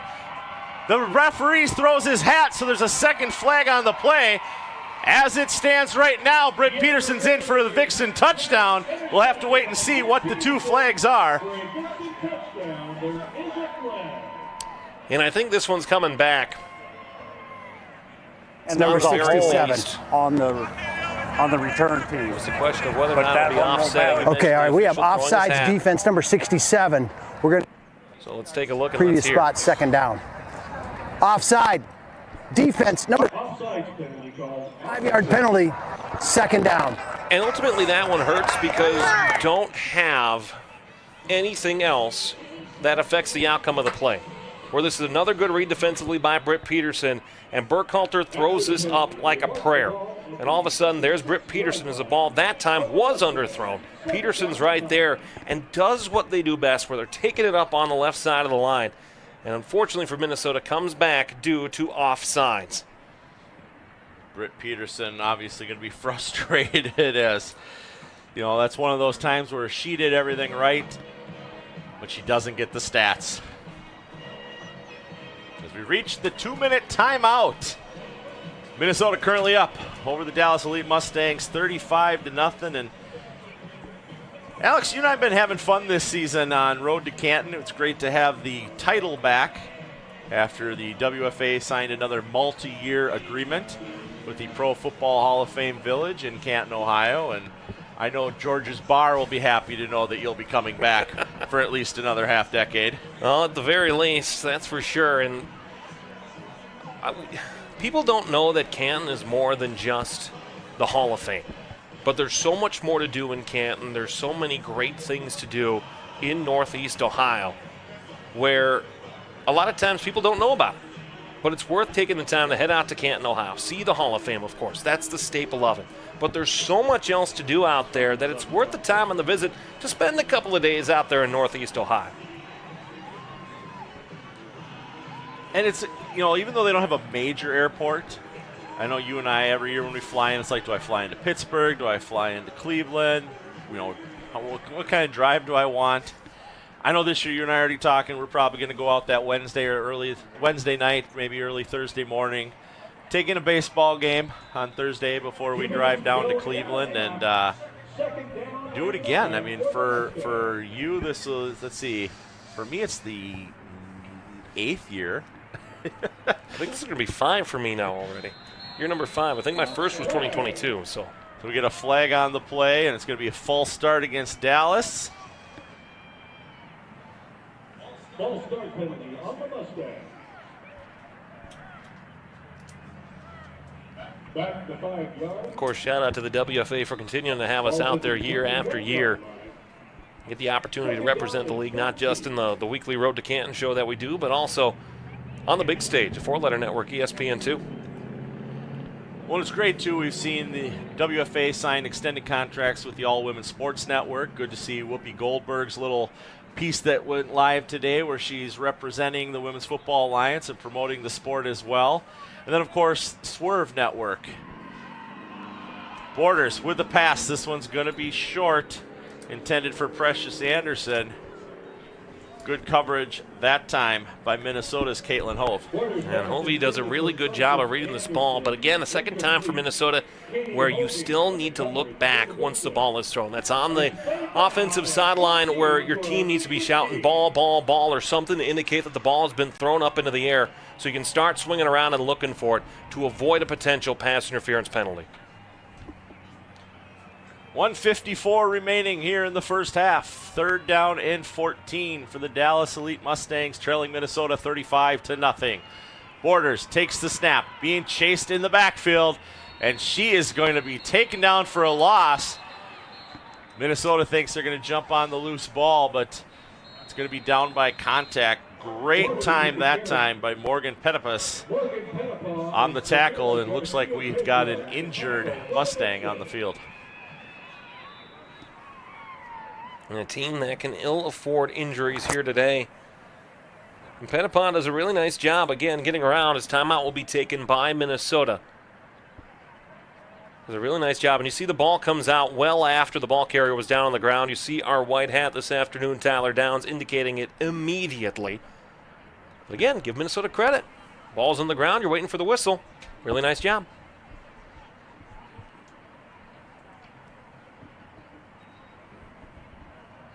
Yeah, I just noticed that too. Thank you. Is that better? Tiffany Wright already with a touchdown today. Kuplik with 2. Radford with 1. Halverson with 1. Minnesota spreading the ball out, sometimes in the air, sometimes on the ground. But I think that's what really helped them that first game this season against St. Louis as well, is Minnesota has done this season what you and I have been saying needs to be done for a couple years now, and they need to be strong both in the air and on the ground. And how many times do we say early on that the strength of Minnesota was the ground game? And you could list off running back after running back after running back, whether it's our first game together in Kansas City or whether it's all the games that we've done now over the 5 years. No, longer than that. How many years have we been doing this together now? 2019, was that our first? Year before COVID. So then 7 years now we've been doing this together. But yeah, the balance has been a big part for Minnesota that they've needed to add. So Paige Conde is going to pick this one up. Instead of letting it bounce, she's going to run down the sideline. She's pushed out of bounds by Precious Anderson, but great field position for the Minnesota Vixen in the waning moments of the second quarter. I think that's what Conde was trying to do the last time, that there was a ball that kind of came back where she's trying to go rush up onto the ball, make a play on it, pull it back into the body, and then carry it up the field. That time it worked. The first time it didn't. So more of that for Minnesota. And Connie, once again, give her credit. She takes advantage of the blocking that's there. Katie Hovey throws another good one that's just enough. And I think that when you're looking at that play as well and you're upset that maybe there was a little bit of shove out of bounds, I don't know. To me, looking at it live, you're so close to the field, no reason to throw a penalty marker there. So Minnesota 1st and 10 from the 33-yard line. Kelly takes the snap. She's going to hand it off to Tiff. Tiff on the left-hand side. She's running far. She's going to be pulled down. Going to pick up some yardage on the play, though.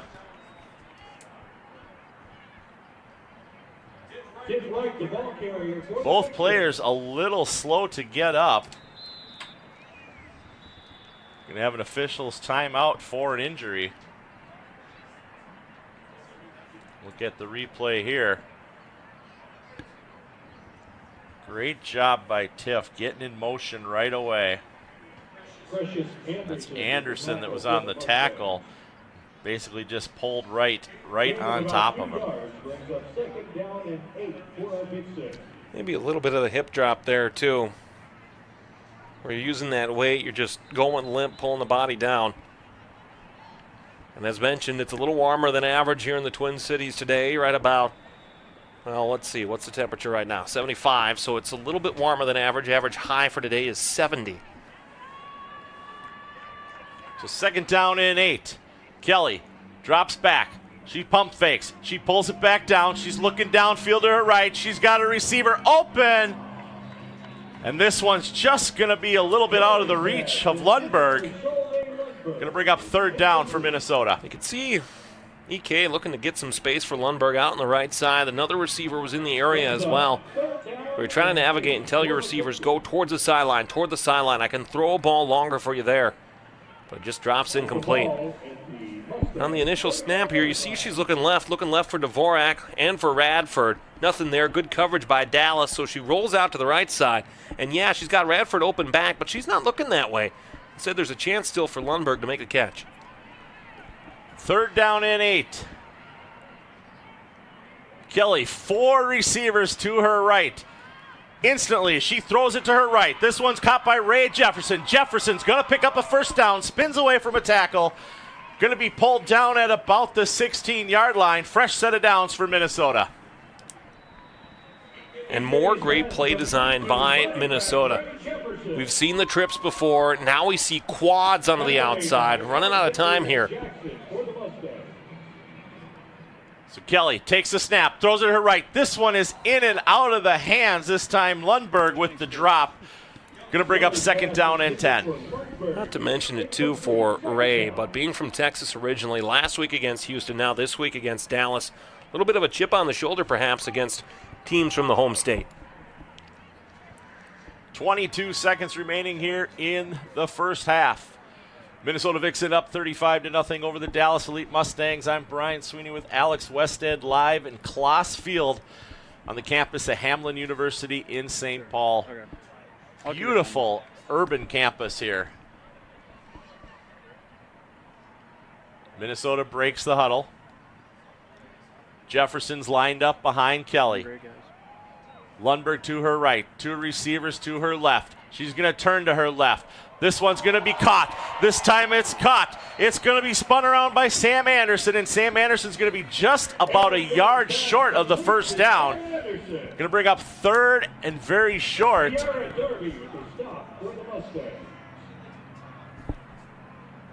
Well, and the focus that they have off the miscue, good play action by Minnesota, faking the handoff to Jefferson. And then just a little teardrop from Aaron Kelly, where Anderson has the focus, where they're able to stick with the ball all the way down through the process of the ground, pick up a goal-to-go situation, and still Minnesota a chance to add more here before halftime. Minnesota uses their final timeout of the half. Dallas Elite still with 2 timeouts, 12 seconds remaining. Other team too.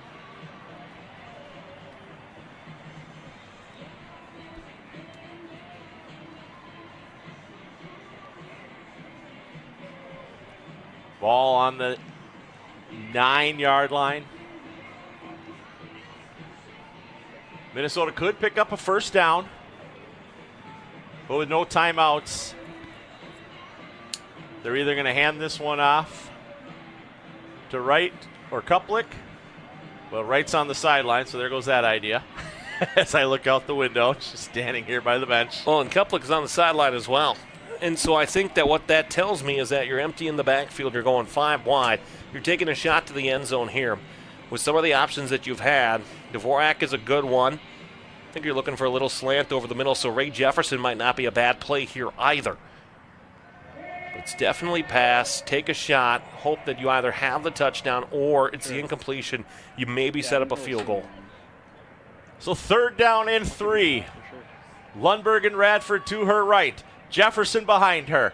Kelly airs the ball out. She's got Lundberg in for the Vixen touchdown.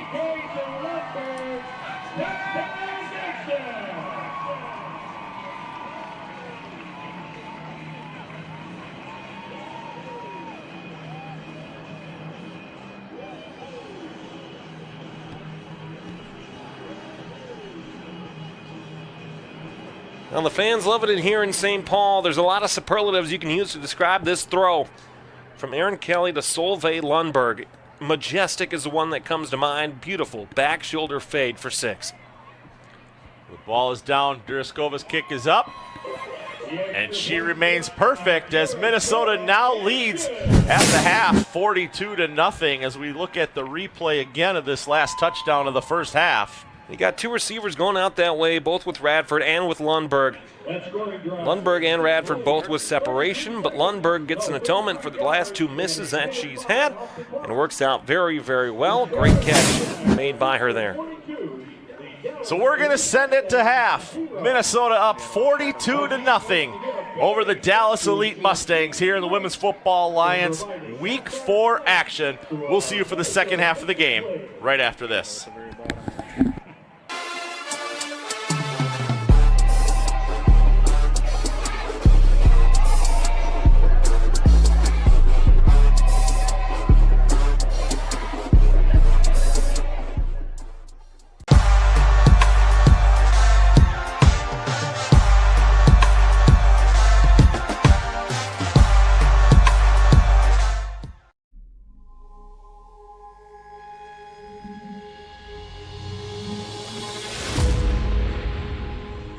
To her left, has time, throws on the run to the end zone. It's caught for a touchdown!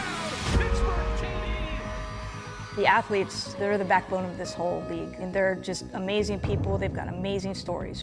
Barrett in the pattern, they're looking for her. Able to bring that one in, Brianna Barrett! My goodness! I never thought I'd be here. I feel like the best things in life are things that come to you unexpected. So it's been a great journey for me. I know this is where I'm supposed to be. Caught touchdown, Jada Meister. Essentially is true of breaking barriers, right? She could go all the way, and she does. Touchdown! We're shattering the glass ceiling. Great pass up in the air, touchdown! All of the women role models that we look up to are all women who did things that were not expected. They realize they're pioneers. They realize that the trail that they leave is going to be a path that a young girl can follow. It gives you hope. They believe in themselves, I believe in them, and Franco believes in all of us, so it just goes with the territory.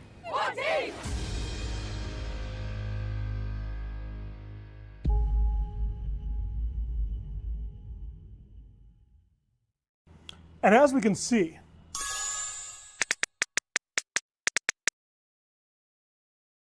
the future of technology is with us. You might be thinking, Doc, this is truly amazing. And we got Hey, is the projector ready? Come on, time for a team meeting.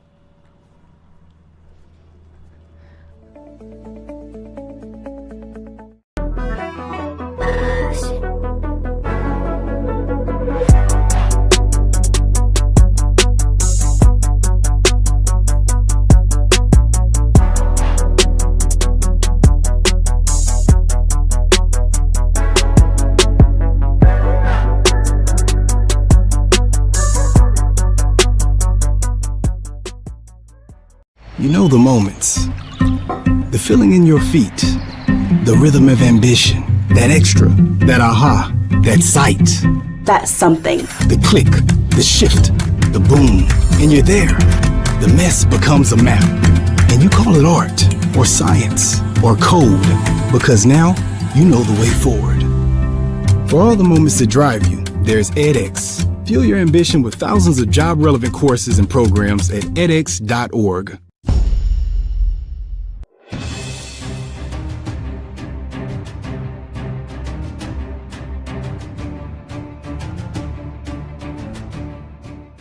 Welcome to the Road to Canton Halftime Show. I'm Brian Sweeney, the voice of the Women's Football Alliance Pro Division National Championship game.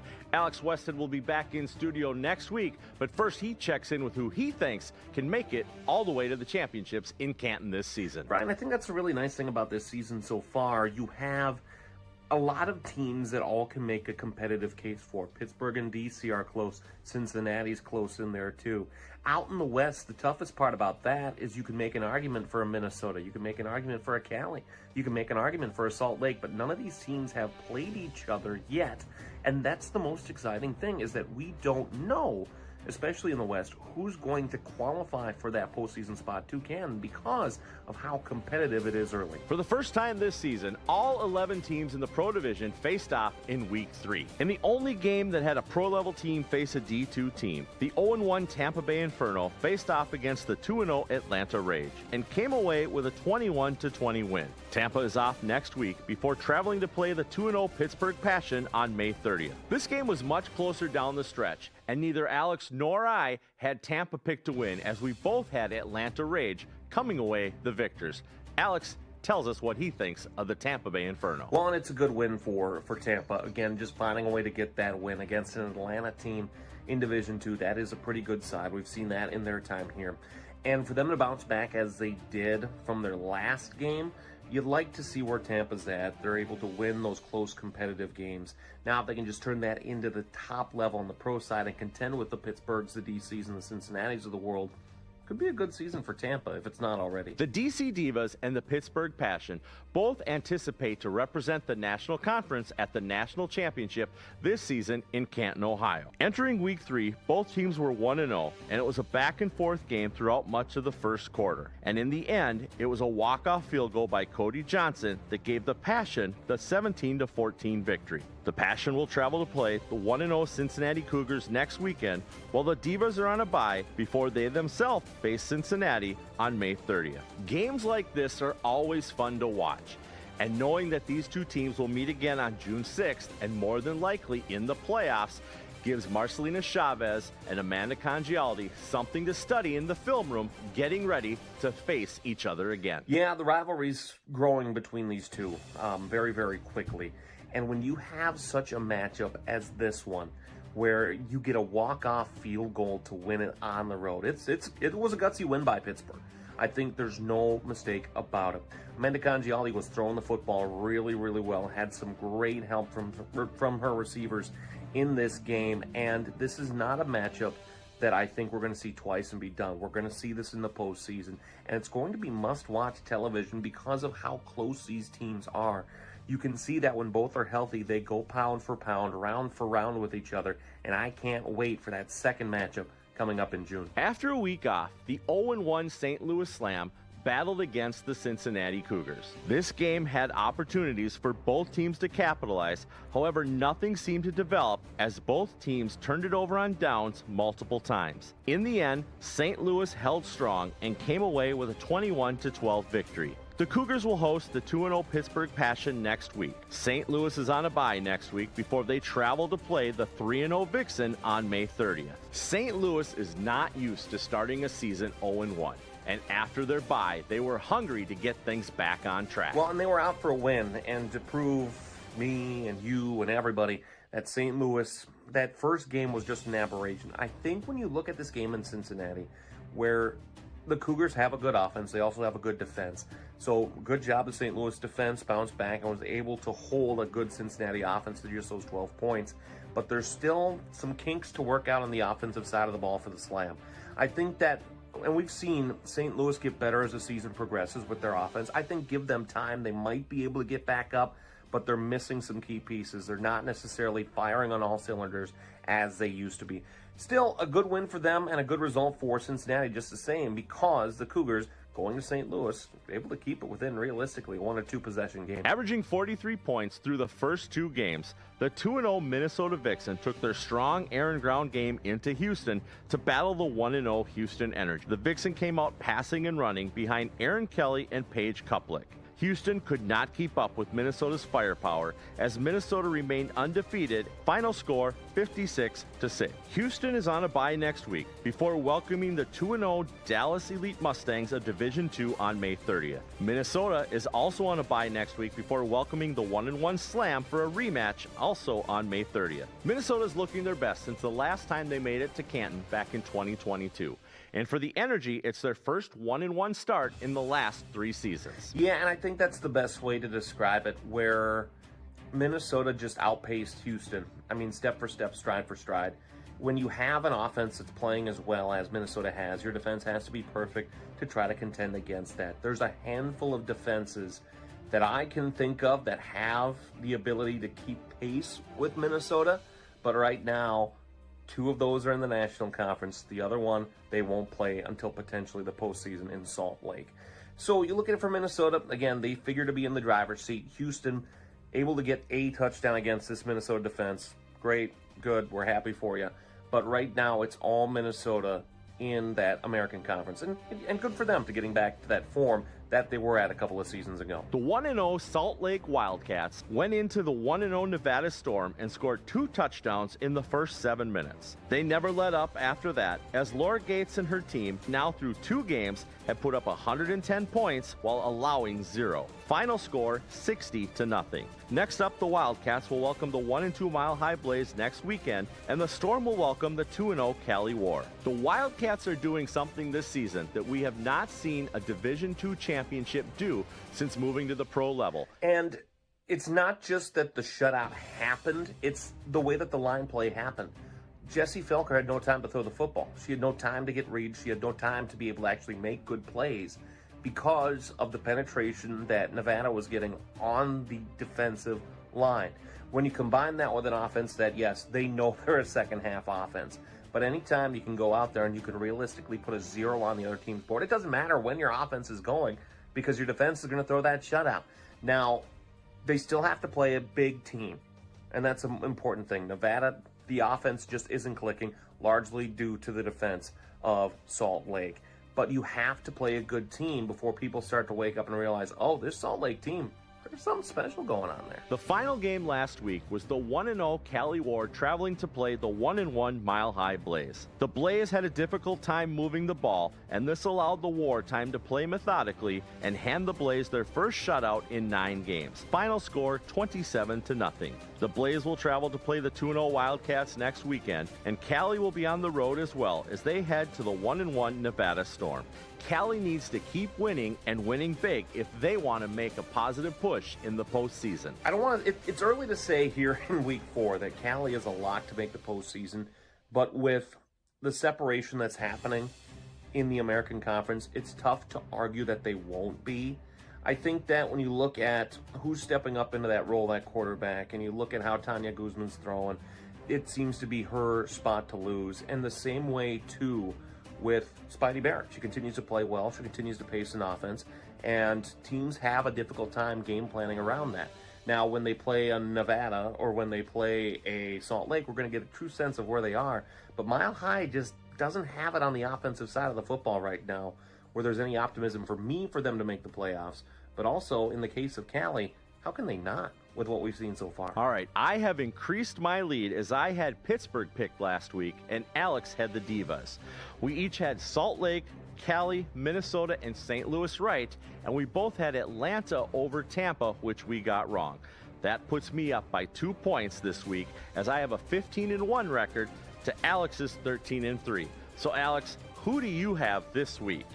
DC at Tampa. I think DC here, the heartbreaking loss last week is one thing, but this is a matchup against Tampa where they should be favored on the road. Music City at Cincinnati. Music City has been good at Division II, but Cincy's on a whole other level. Give me the Cougars. St. Louis at Houston. A chance for Houston to prove where they're at in terms of the postseason picture, but I think St. Louis picks up the road win here. Dallas at Minnesota. With nothing stopping Minnesota and Dallas being no other opposition, Minnesota in a rout. And Salt Lake at Rocky Mountain. Salt Lake won pretty handily the last time that they played, so I'll take the Wildcats again here. After this week, the regular season is half over, and we can start to see a clearer picture of who's going to make it far in the postseason. Enjoy the second half of tonight's game, and we'll see you next week on the road to Canton.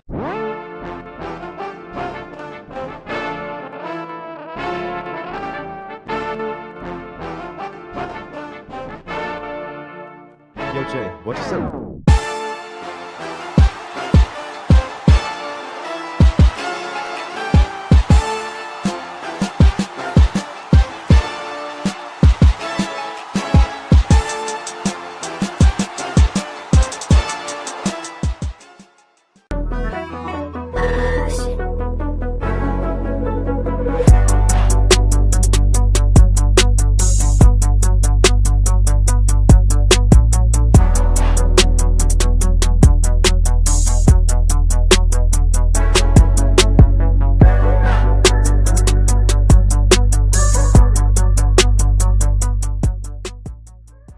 This group right here, all around, is football. We're all football players. Y'all are football players, okay?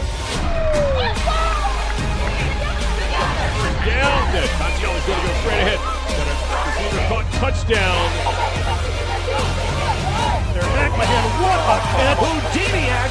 Sideline. She works another tackle. Ben's got one for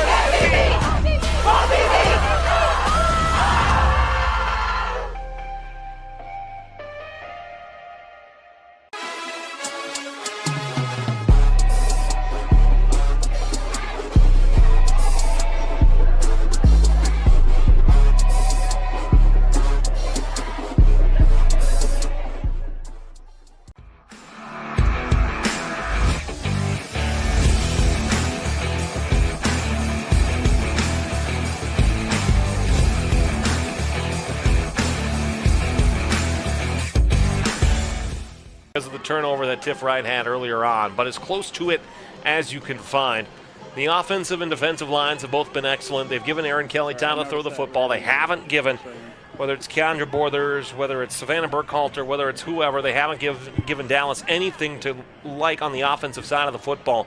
And with the exception of that one turnover, this has been a stacked effort by Minnesota, continuing to take advantage of the schedules that they have and beating the doors off of people. You need 40 points in the Massey ratings when you have a schedule that isn't as strong as Minnesota would like it. The deficit right now for Dallas is 42, and they'll try to continue to build on that here in what's left of this game today.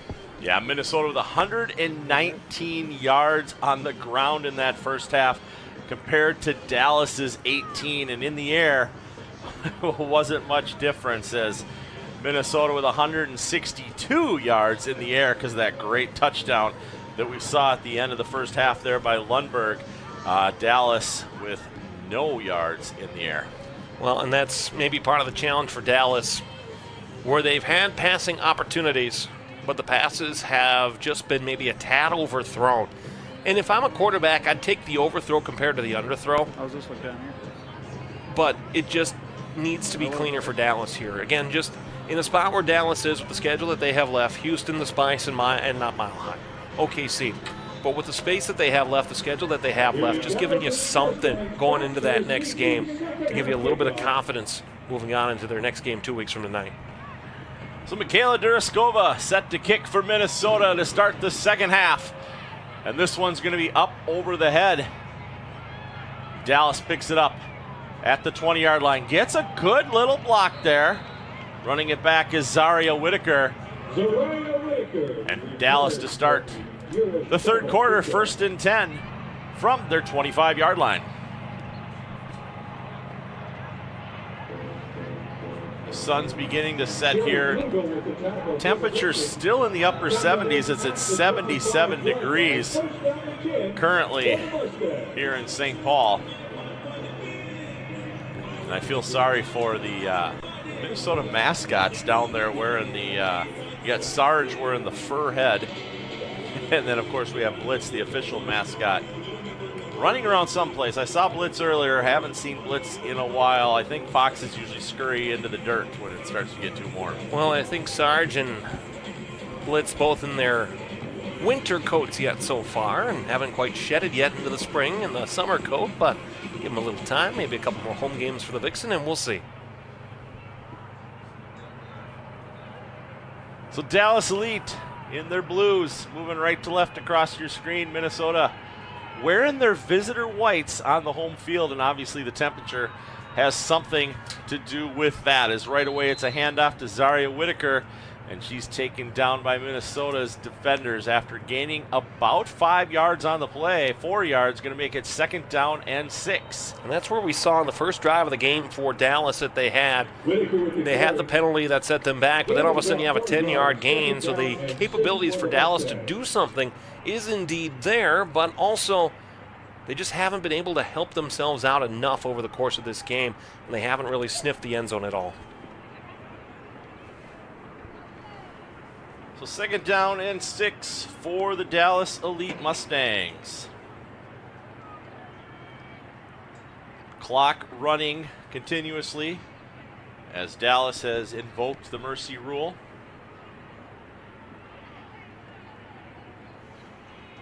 One receiver to the left, one to the right. Pair of running backs in the back. This one's going to be handed off right away to Whitaker. Whitaker's going to run up, get about to the original line of scrimmage here. Maybe even a loss of a yard is going to bring up 3rd down for the Mustangs. On 3rd down, a tough spot for Dallas in the opening half of play. But in terms of the 3rd down chances that they have had, this is one of the more manageable 3rd down situations for Dallas so far this evening.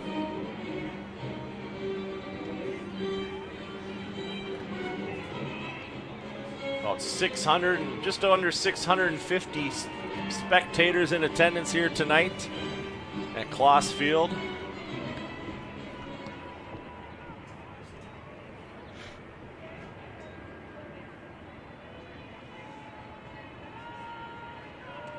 Third down.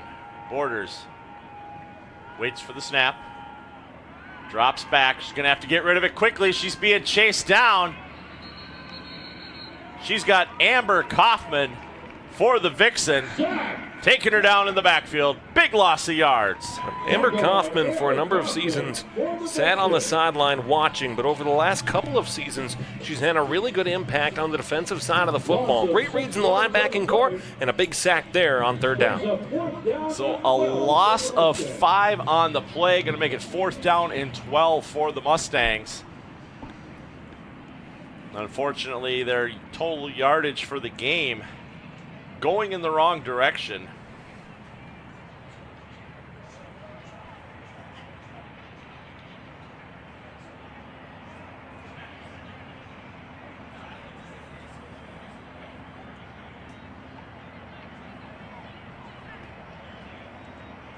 Great punt. This one, Britt Peterson. Angry from that touchdown that was called back earlier. Peterson's got one player to block, and she gets knocked out of bounds. Great job by Savannah Burkhalter preventing Britt Peterson from getting in for the touchdown. But Peterson's going to set up a 1st and goal for Minnesota. That's the kind of grit that you like to see if you're a fan of the Dallas Elite Mustangs, where you could certainly give up on the play, but Burkhalter, she's a gamer. She followed it all the way. The one who punted the ball followed Peterson all the way to the near side and gave that final shove out of bounds to prevent 6 points. Peterson with that run back starting at about the 45-yard line. Great job getting Minnesota into a 1st and goal situation. 1st and goal from the Mustangs 9.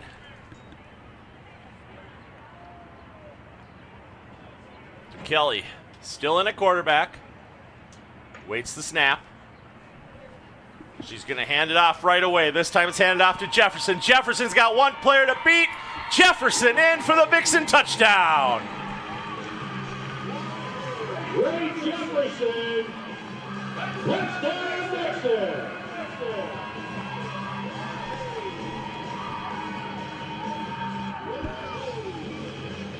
Well, for Ray, that's going to feel pretty good. Getting a touchdown against a team from your home state. Little chip on the shoulder, of course, when you're playing somebody from your home state in Texas like Jefferson does.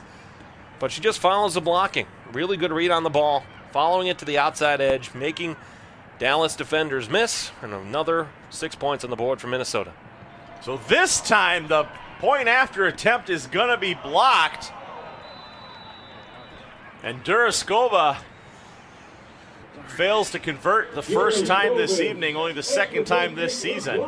As Minnesota now 48-0. 10:45 remaining here in the third quarter. Well, and here's a look at the Ray Jefferson rushing touchdown. Good blocking and a final step around, looking for the extra block from Kinley Johnson on the outside. Jefferson steps into the end zone for 6. One play, 9 yards, 20 seconds off the clock. But more importantly, on the blocked point after try, Solveig Lundberg picks it up, tries to go towards the end zone, but it's Smallwood for Dallas. He's able to tackle Solveig Lundberg before even getting past the line of scrimmage, and good defensive effort by Dallas to recover. $10 for one, $20 for three. Like I said, a great game here so far this evening. 48-0, Minnesota leading currently. Salt Lake up 27-0 over the Rocky Mountain Thundercats. They're on the West Coast. And our first final of the night, the DC Divas get the win over the Tampa Bay Inferno 26-20. And Alex, you and I both had DC picked to win that game. Well, it's almost like we know what we're talking about, but also a closer scoreline in that game that was indicated. And DC, again, after a tough walk-off loss to Pittsburgh the previous week, you go down, you get a win in Tampa. Maybe not necessarily the margin that you're used to, but Tampa gives them chances every time. And Alexandria Jackson, after not being able to pull that kick in cleanly, does what she needed to do, and she just falls on that ball, especially after touching it, because the worst thing that could happen right now is to give Minnesota a decent starting position.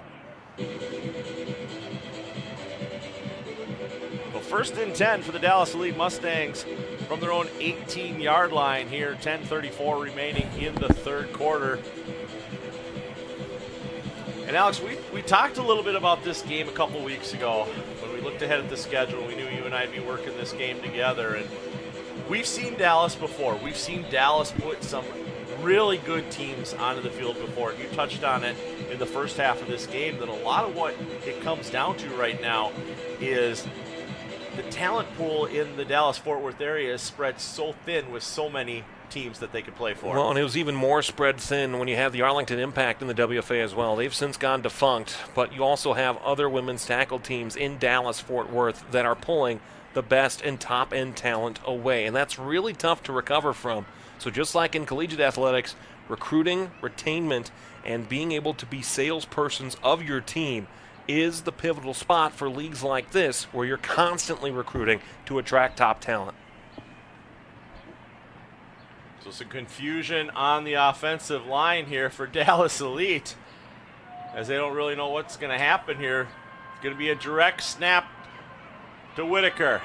Whitaker's going to get about a yard or two on the play. Zariah Whitaker with the carry for the Mustangs.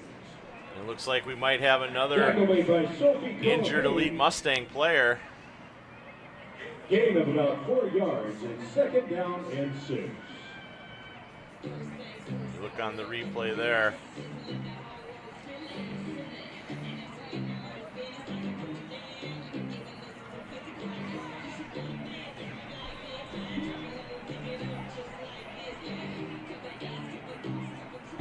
This is what happens when you have low numbers. You got players and athletes that are tasked with playing on both sides of the football. Where all of a sudden you get into the third quarter and yeah, we're in a running time situation. But those hits still hurt. And the hits that you get in the first quarter on the first drive of the game really start to kick in right about now, especially with the scoreboard being what it is.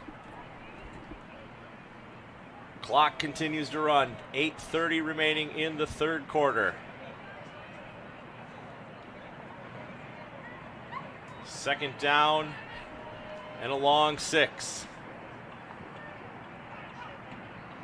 Third of the Dallas team in motion. This time, going to be met in the backfield, nowhere to go. as Tiara Darby just runs in to the Minnesota defense. Dobie's right there, ready to make the tackle. Got help on the backside as well. Again, I like the play design. I like the idea by Dallas, but the execution just hasn't been there because Minnesota's given them no time all night long. Loss of 3 on the play, 3rd down and 9. The Dallas Elite Mustangs. Loss of a couple of yards on the play brings up 3rd down and 9 for our Vixen team. Always makes me feel good when a public address announcer agrees with me. Doesn't always happen.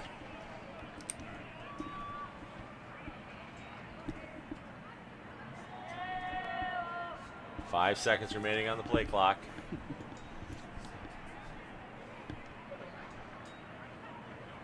Play gets off in time.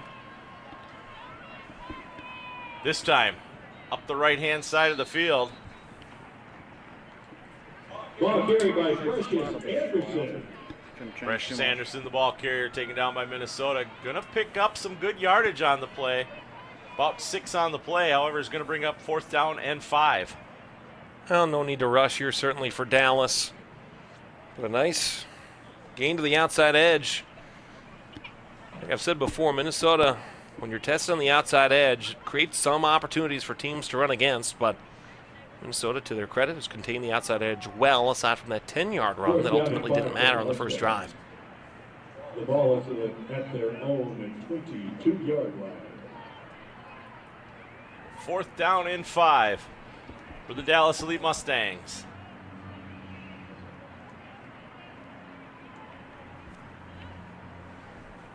Punt is really low. Gonna take a Dallas bounce. And it's going to be recovered at the 43-yard line. So Minnesota starting on the Dallas side of the field after Alexandria Jackson recovers that punt for the Dallas Elite Mustangs. On another good defensive drive by Minnesota as the Vixens start to work out some more players on the defensive side, roll some different players into different roles. And we'll see what they have here on tap. Looks like Solveig Lundberg's coming in to play quarterback for the Vixen on this first offensive drive of half number 2. So 5:58 remaining. Lundberg comes in. Great job by her after that last point after attempt, trying to turn it into something when the snap wasn't right. But Lundberg's going to play quarterback now. Mackenzie Reed, tight end, far to the right. Lundberg takes the snap, hands it off to Bostic. Bostic on the left-hand side. She's got a good block in front of her. She's going to pick up the first down behind a great block by Caroline Carlson.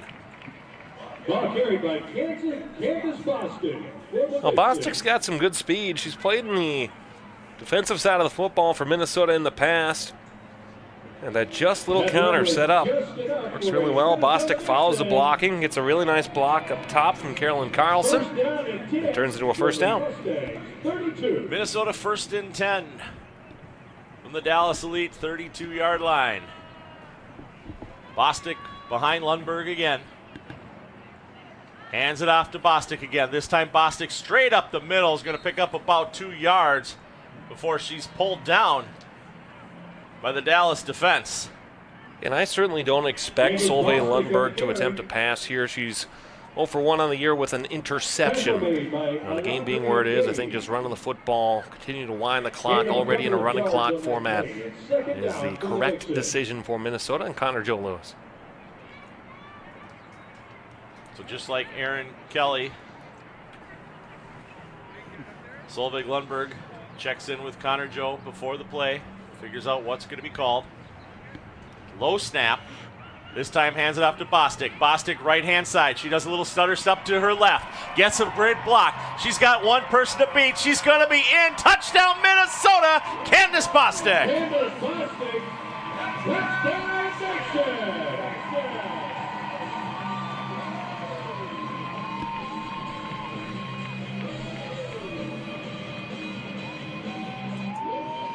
Now look at the speed by Bostic here. She doesn't start with speed early on in the play, but as the blocks start to get set up ahead of her, given time once again by the offensive line, getting good pulls on the line, Bostic just waits for those holes to open, then turns on the speed, then finds her way into the end zone for a 50-burger on the board for Minnesota. Looks like it's just a goalpost is a little bright. Minnesota short personnel as Halverson rushes onto the field at the call of Lundberg. Duraskova had her last point after attempt blocked. Lines up for this one. And Duraskova back in form. Puts Minnesota up 55-0 over the Dallas Elite Mustangs with 4:04 remaining. And on this replay, there's the slow approach by Candace Bostic, waiting for the blocking to open, and then it just sets up into the middle. You know, there's not a ton. There's a last block there thrown by Kenley Johnson that opens the final hole for her to get into the end zone. But it's almost like Dallas was waiting for her to make a move first before reacting to it. And on the defensive side, you got to be the one that's in charge of going out and getting after a player to be able to make that play happen. Dallas didn't, and good on Candace Bostic, waiting for that play to develop, waiting to be able to make her move, and it turns into an end zone touchdown visit. Precious Anderson, the last Dallas player that had an opportunity to stop Bostic before that end zone gallop. Trees behind me on the left. Blocking the shade now. Don't you know what the prize is Team Fusion mocktail? Make sure you get yourself something you don't want to leave the game Spanish. So you look at Minnesota's point output this year, where their lowest point of the season so far was against the St. Louis Slam. And that's to be expected, as those two teams have always been tough when they've played each other. But then you look at week 2, 62 points, week 3, 56 points, and here we are at 55 points already. So Minnesota is in a position to have not only their highest scoring game of the season, but possibly in their history. Well, and that's where Minnesota's offense, we've said it multiple times over the course of the game, it's as balanced and as well focused as it has been in the long and tenured history of the Minnesota Vixen. So this time the return gets all the way up to the 29-yard line as Alexandria Jackson carries it back for the Dallas Elite Mustangs and gives them a 1st and 10. Brian Sweeney here with Alex Wested from Hamline University on the campus of St. Paul, Minnesota at Kloss Field. And you can see the K's missing there. If I was a betting man, I would say that, there's probably a Minnesota player that ran into it and knocked it over. Probably a running back, maybe a name that rhymes with Kuplik. Oh, yeah. Got some good hops on it, too, to get up there. Kuplik does what she does best, and that's bowl people over. We've seen it in the first half, and not sure we'll see it anymore today, but if we do, yeah, that's good. It's going to be exciting no matter what. She leads the league in touchdowns. Well, we saw it in the WFA All-American game last year in Canton, Ohio, too. First play from scrimmage, they give her that football, and whoop, there she goes. So 1st and 10 for the Dallas Elite Mustangs from their own 29-yard line. This time, going to run to the right and going to be taken down.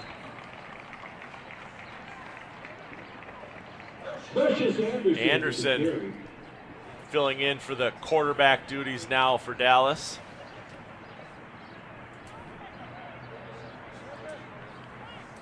Loss of 4 on the play. 2nd down and 14. It's kind of cool to show. And giving players from Minnesota now a chance to play that might normally not play in those big games.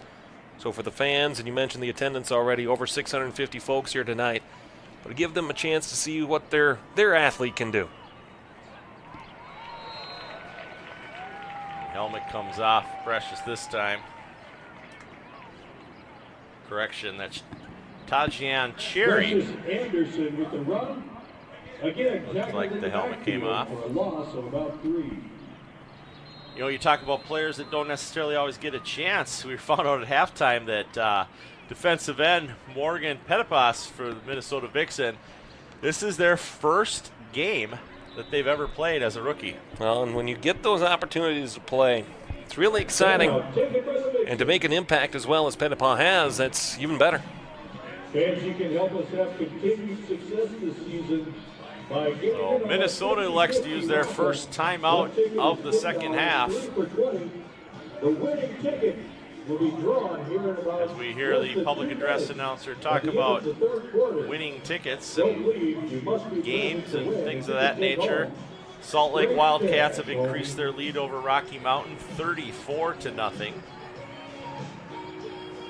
A couple other Pro Division games will be starting fairly soon if they haven't started already. We're getting into the West Coast time zone, Pacific Coast time zone as well. Keep eyes on some of what's going on out there. We're already halfway through the regular season, week 4 of 8 of the regular season. Obviously, I think everybody would want more data points, more games to play. Hey, we play for the game, right? But there's obviously a lot of logistic pieces that go into it, and the 600 folks here in attendance obviously want to see more Minnesota Vixen football, but it's not necessarily all in their control. At one point, this league had, what, 12 games? 12 weeks? I don't remember 12. I remember 10. 10, that sounds right. And then it was 8 for quite a few seasons, and then after COVID is when it dropped down to 6. That's what it was, yeah. And 6 is where it has stood, and although, as you stated, many people across the country would love to see more games, financially, for most of the league, 6 is about what they can do.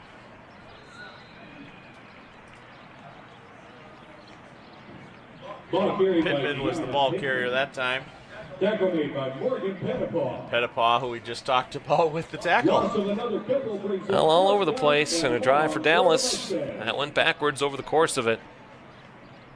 Again, for Minnesota, we know the strength that they have at most of their starting positions, but when you have the depth that we're seeing from the Vixen today, too, that's even better.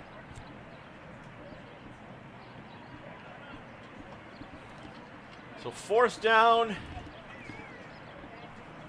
and about 17. This punt is going to go straight up in the air, and the way it's spinning, looks like it's going to take a roll for neither team as it rolls straight towards the Minnesota sideline before being covered up by Dallas. Well, that's the nature of it, right? When you put the ball into the air, sometimes punts work in your favor, other times they don't. In that case, it just found a nice neutral middle. Minnesota takes over 1st and 10 at the 38-yard line of the Dallas Elite Mustangs.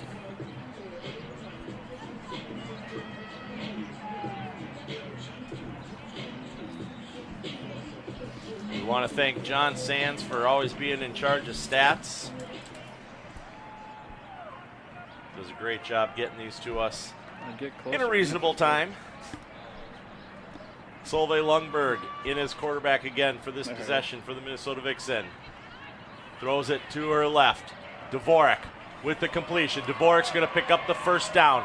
She's going to get hit hard and pushed out of bounds, but not before picking up the 1st down for Minnesota. And it's tough to say for somebody like Amanda Dvorak, where she's a sneaky, quiet receiver now, considering how long she's played on this team. But she is, to an extent, sneaky quiet. Another good trip screen on the high side. Dvorak's the one that comes back to the football, makes the catch, secures it, and with the blocking that she has up the field, is able to turn it to a big gain.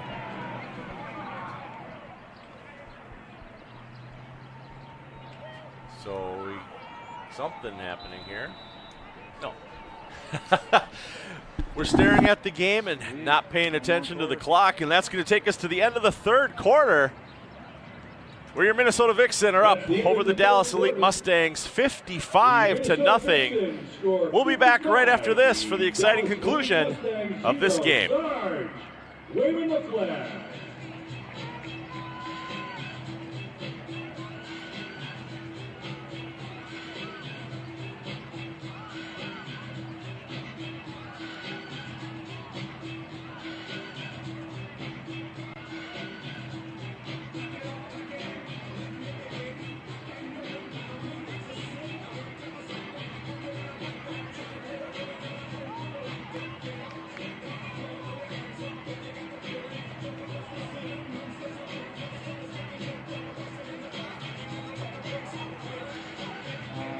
Not at the moment.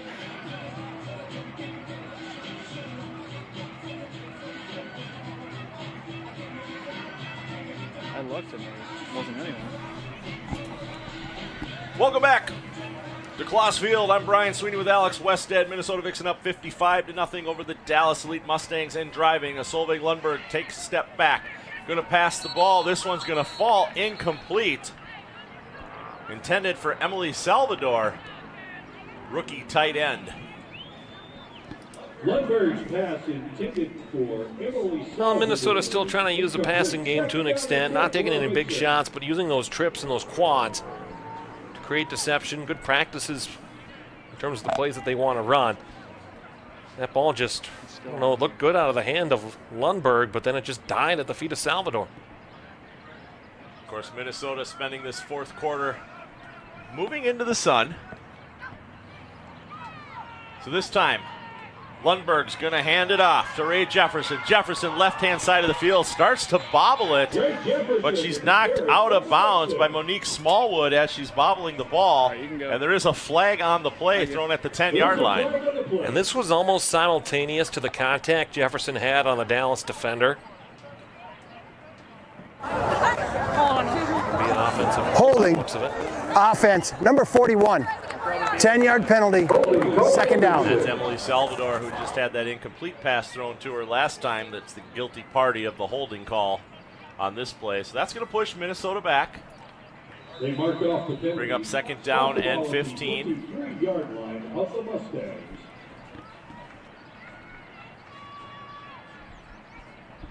Clock continues to run. Dallas elected the mercy rule, continuous clock. I'll try to do some in and out too. Two receivers to her right. This time, straight up the middle, Jefferson is stopped. And it's going to be a loss of almost 2 yards, as we do have an injured Minnesota player on the field. That's Caroline Carlson. And Carlson went down pretty quickly into this play as she's getting back. She lost the battle 1-to-1 against the defender.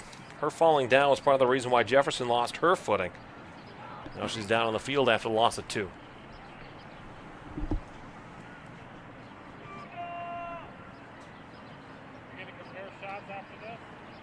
We're waiting to see what happens here. I guess. Salt Lake now up with 40 points. We're running it live right now. Yeah. You got to play wider. I think I'm going to be wider on the corner here. Yeah. Probably. Although I'm kind of going in and out. Attending to on the field. Sorry? All of mine is just highlights, so I don't have to be wide. Sure. Oh, yeah. Yeah, you'd want closer shots. For sure. So, Alex, we talked a little bit on Road to Canton this week about the teams that we expected to see in Canton for the national championship. And one thing that the league started doing is the American Conference that has the Vixen is now divided up into 3 regions. And what's really going to come down to is you're obviously going to have whoever's first in those regions is going to get to move forward.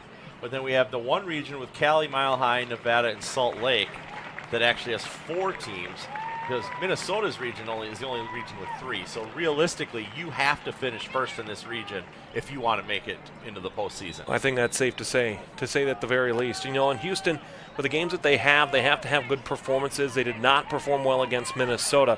And when you play St. Louis head-to-head, as they're doing, are the Houston Energy, that's another game that they have to have a good showing in, just with the Massey ratings being what they are. So 1st and 17 for the Vixen.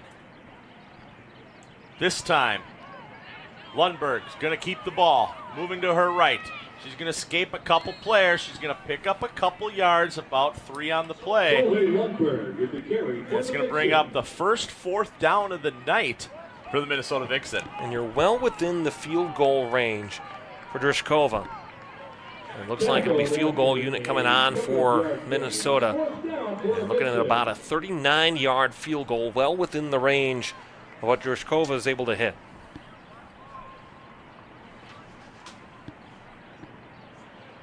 Drishkova this season already 1 for 1 on the field goals.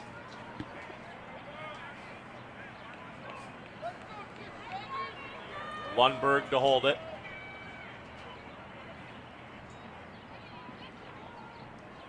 Snap is up. This one's going to be a line drive. It's not going to be good as it's going to go underneath the uprights. She'll get another look at it, though, with the offsides on the far side.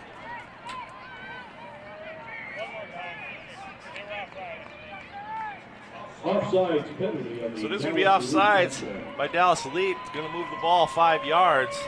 They'll walk off 5 yards And on one hand, it's admirable for Dallas, where you have the excitement to try to make an impact on the play and be first and get a block. You've already blocked an extra point tonight. But the amount of offsides penalties, the things you can't necessarily control, talent on one side versus another, but you can control the procedural aspects for that, and Dallas just hasn't been able to do so well tonight. So a second try from Duraskova. This one 5 yards closer. This one's going to be a high snap. Going to be over Lundberg's head, and this one's going the wrong way. And Duraskova's going to have to cover this ball up at the 42-yard line. Dallas is going to take over with a good position on downs.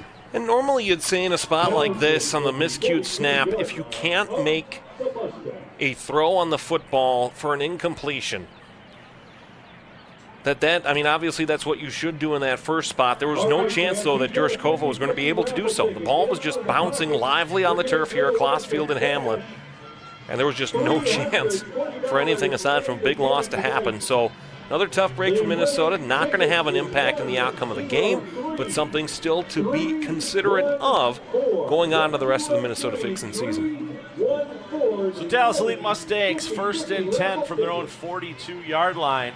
Clock continues to tick away with just 10:25 remaining here in the fourth quarter. I'm Brian Sweeney with Alex Westhead.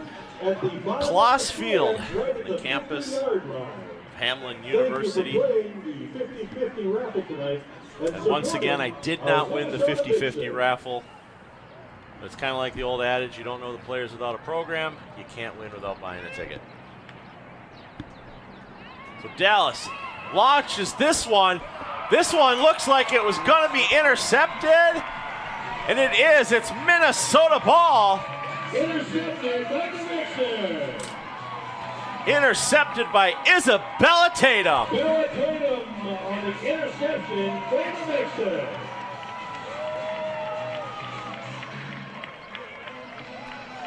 This is a great read on this football.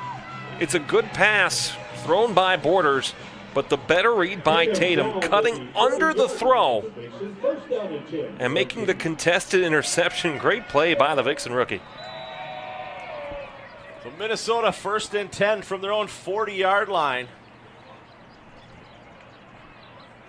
On the first interception that's counted tonight for Minnesota, as Britt Peterson had one earlier this game that went in for the touchdown, but was ultimately called back as Minnesota was offsides. Lundberg in at quarterback. Waits for the snap.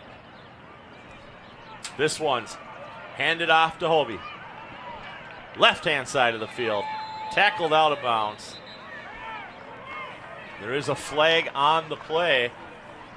This one looks like it's going to be coming back. Jess Eppenberger with the run for the Vixen. Tackle made by Precious Anderson. There is a flag. It was Eppenberger actually was the ball carrier. Eppenberger, another softball athlete that has come to play for not for St. Thomas. She played softball for St. Thomas. Now she plays football for the Minnesota Vixen.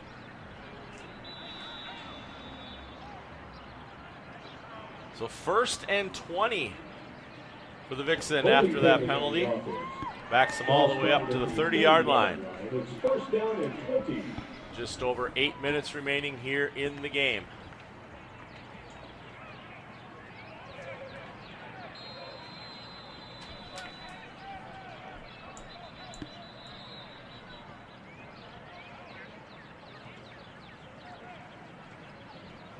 Side judge called for a timeout.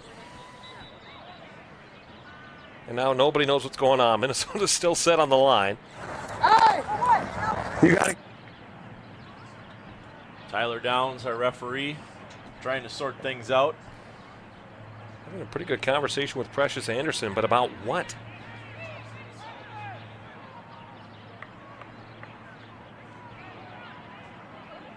Helmet didn't come popped off at all, did it? So she'd have to sit out for a play? That would be, I believe, what I saw. As Eppenberger was tackled on the Minnesota sideline, I did see a plain white helmet rolling around. And Dallas' argument is that the play was negated due to a penalty, but in that case, should it not matter? And I mean, the play still happened. Well, if there was an injury and the play didn't count, the injury's still there. So I'm going to go with the helmet should still be enforced. This time, Lundberg's pass is thrown behind her. It's caught by Halverson. Halverson makes it back up past the original line of scrimmage, and she's going to get pushed out of bounds at about the 44-yard line. Correction, 40-yard line. So second down and 9 for Minnesota. There's that trips formation again, just that soft screen. The ball's thrown behind Halverson. Does a really nice job of getting back to it. Got a nice little block from Salvador on the inside and just went up the field. Lundberg waits for the snap. This time she hands it off to Jefferson. Jefferson straight up the middle. She's got a blocker in front of her. That's Kensley Johnson, the blocker, and she's going to keep pushing as Jefferson picks up a Minnesota first down. Ray came to play today. That's for sure. I mean, the scoreline being what it is doesn't matter to how Ray plays.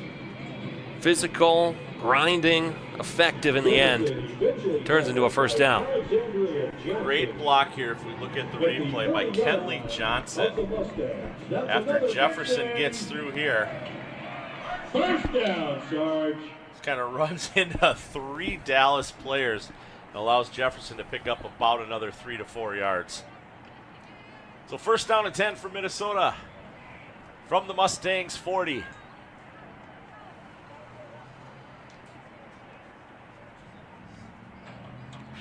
Lundberg waits for the snap. This time she throws it behind her again. This one's caught by Kenley Johnson. Johnson's going to pick up a few more yards. She's going to get up to Dallas's 33. Going to make it second down and 3. And another throw that goes backwards out of the hand of Lundberg, or at least the very close. You can see on the replay a lateral parallel to the line of pass. And it's just Johnson turning it upfield, and so the receivers and the linebackers and the running backs and the tight ends and everybody who's caught a pass, when they've had the ability to go north-south, has done a really good job of doing exactly that and turning the field into a big play. So Eppenberger behind Lundberg. Lundberg this time hands it off to Eppenberger. Eppenberger's got blocking on the right-hand side. She cuts back towards the middle. She gets past the tackler. She makes it all the way to the 9-yard line before she's taken down. Going to be first and goal for Minnesota. Well, the ball pops out at the end here, out of the hands of Eppenberger, but well down with contact.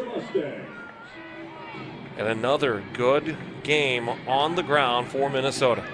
Keisha James from Dallas Elite getting up and favoring her leg. They spot the ball at the 10-yard line. It's first down and goal for Vixen.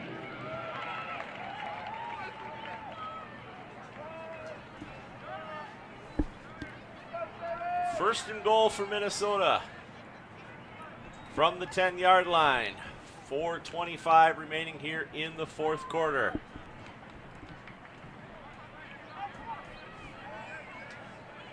Lundberg waits for the snap. She's going to throw it to her left.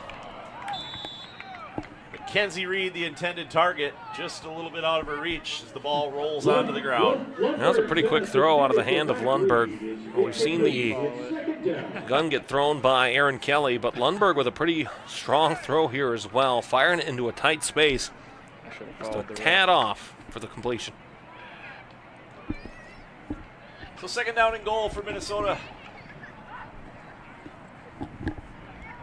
For those just tuning in, Minnesota totally dominated the first half. Aaron E.K. Kelly taking the second half off. Going to extend her bye-week rest as this pass is intended for Salvador falls incomplete. Going to bring up third down. You can see how active the feet are of Solveig Lundberg as she's sitting there waiting. Good active feet, keeping the body moving. So that way when it comes time to make the throw, she's there and in a good spot for it. Just a tad overzealous, perhaps. I think maybe just being a little more patient, waiting for that play to develop. You've got time. There's no reason to rush the throw here. There's some talent there with Lundberg. Just got to keep developing it. And for those curious about the rules, if a team is ahead by 50, their starting quarterback must sit. So it's not that Aaron Kelly's injured. It's that we have to follow the rules of the WFA. So this time Lundberg's got a block. This time she's going to throw it, and once again intended for Salvador, and Salvador's dropped 3 passes so far on this drive. 3 straight incompletions as well for Solveig Lundberg. Chances were there. I think we'll see the field goal unit come out here for a short-ish field goal, 27 yards, give or take. Still, chances that you had, the opportunities were there for Minnesota to put more than 3 points onto the board, and just couldn't quite get it done on this drive. So the last time Duraskova was out to attempt a field goal, the first attempt was a line drive. Second attempt was a high snap. This time the snap was down good. Duraskova's kick is up, and the field goal is good. So Duraskova adding 3 points to the Minnesota Vixen lead. It's all good. That increases their lead to 58 to nothing over the Dallas Elite Mustangs. Now, the field goal is good. Now, we've seen a couple of times in the WFA Pro level this year about how you need that field goal to just put those extra points on the board, or in a game-winning situation, hit the field goal, get the 3 points. And in the case of Duraskova, able to just see the ball go through the pylons. That short drive was 8 plays, 50 yards, took up 5 finishes. So a minute 56 remaining in week number 4 for the Minnesota Vixen before they get a much-needed rest. Having a bye week in week number 5 before week number 6. The St. Louis Slam will be right here on this field. And there is the advantage to playing as many games early on as Minnesota has. And now you get your rest, your bye weeks in the back half of the season, where the injury list is long for Minnesota. It hasn't hurt them yet, but you also have 2 of your toughest games remaining, St. Louis home and Tampa Bay on the road, where maybe Tampa isn't necessarily an opponent that has a great pedigree, but at the same time, they just gave DC a run for their money on home turf, and the opportunity exists for them to have to do so again. So Minnesota will take the week, they'll get healthy, they'll get safe, they'll get ready to go, and then they'll be in a good spot for the last 2 games of this regular season. So the kick is up. This one's going to be fielded at the 19-yard line. She cuts back to the left, runs into the Minnesota players at the 35-yard line. A great tackle by Zachary Flugel. I'm all the way up right now. And almost certainly the last drive of the game now for Dallas. Just looking for something to build into next week on. Skoglund on the return there. Yeah, here we go. Runs hard into Cherry.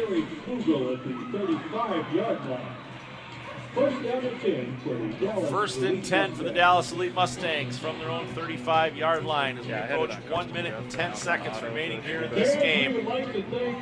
Women's Football Alliance, Week 4 action. Dallas Elite Mustangs here playing the Minnesota Vixen. Kloss Field on the campus of Hamline University in St. Paul, Minnesota. With Alex Wested, I'm Brian Sweeney. We thank you for tuning into this game that was quite exciting from the get-go as we see another drop pass there with Britt Monio on the coverage for Minnesota. A tough spot for Burkhalter. Still in a spot where she can get to the ball, and I think if she stays on her feet, she's able to get to it just fine. As she slides to her knees, and timeout will be taken by Minnesota here But as she slides to her knees, she's lost the sight and lost the track of the ball as it falls incomplete.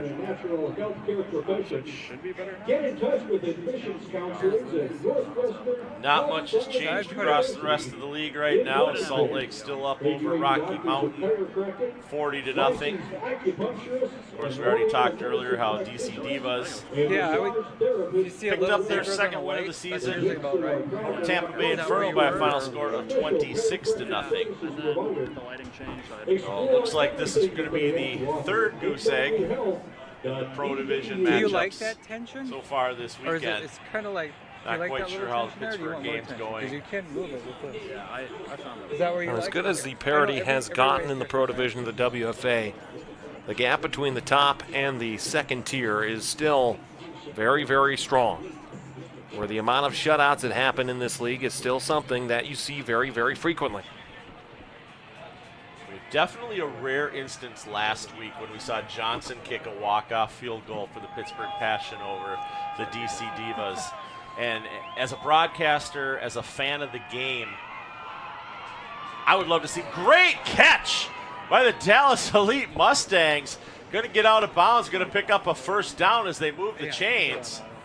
And I would just... As I was saying, though, I mean, that was a great catch by Precious Anderson. Yeah, I didn't use the dial. I think correction, Burkhalter.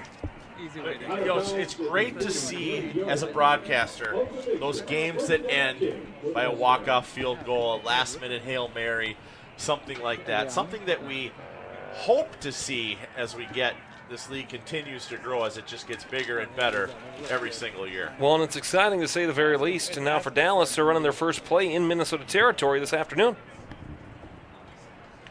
So 1st and 10. Dallas going to throw it deep again. This one falls incomplete. Definitely had an opportunity to catch this one. The Mustang pass is incomplete. And Sarge is waving the victory flag. And that's going to end it. Your final score, Minnesota 58, Dallas Elite Mustangs 0. And Alex, we expected this from the get-go, that Minnesota was going to put up points and put them up quickly, and they did just that tonight. And I said in our introduction tonight, Brian, that this was a do-your-job game for the Minnesota Vixen.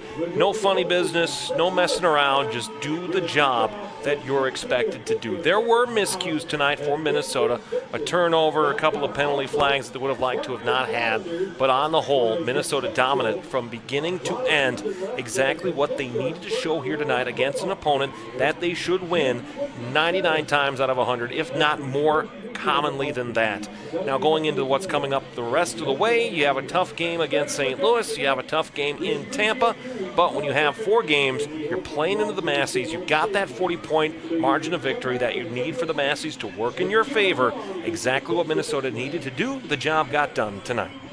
Yeah, and you know, we want to wish, obviously, the Dallas Elite Mustangs, we talked about how many of them drove up here for this game. We want to wish them all safe travels home. We also want to wish a very speedy recovery to their player that was in that accident as she was on her way to play this evening. For Alex Westhead, our camera crew, our production crew, everybody at Fan Club, everybody at the Minnesota Vixen, we thank you for tuning in tonight. I'm Brian Sweeney, your final score, Minnesota 58, Dallas Elite 0.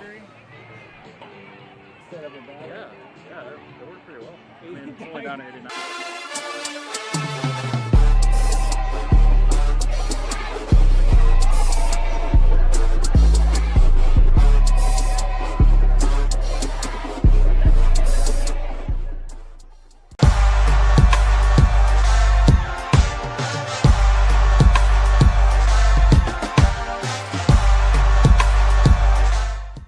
This group right here, all around, is football. We're all football players. Y'all are football players, okay? Down. Good. Contiello's going to go straight ahead. Receiver caught touchdown. They're back by him. What a Houdini act. Sideline. She works another tackle. Ben's got one for the team.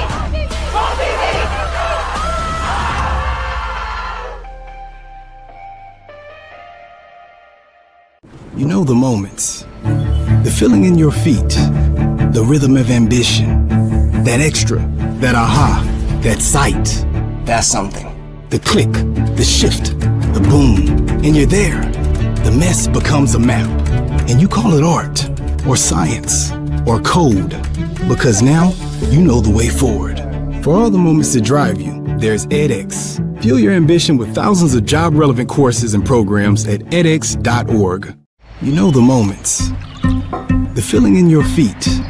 The rhythm of ambition. That extra. That aha. That sight. That's something. The click. The shift. The boom. And you're there. The mess becomes a map.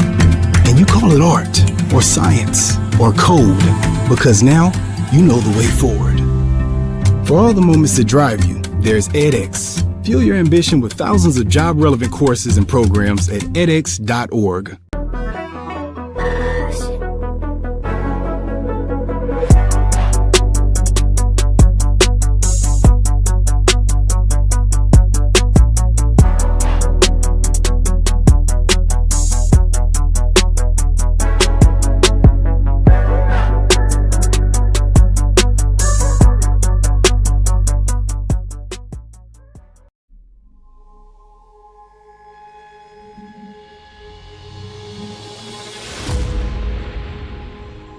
To her left, has time, throws on the run to the end zone. It's caught for a touchdown! Pittsburgh TD! The athletes, they're the backbone of this whole league, and they're just amazing people. They've got amazing stories.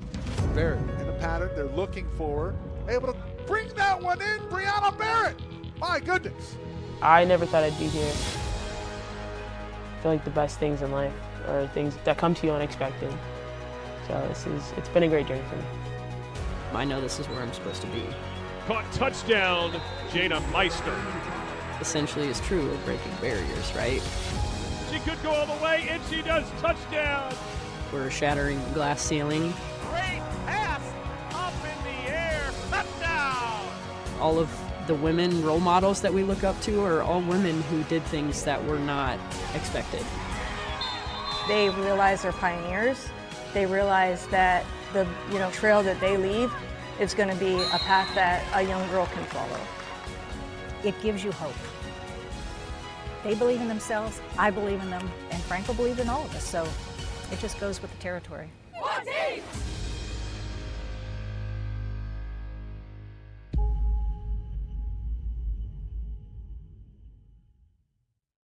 And as we can see,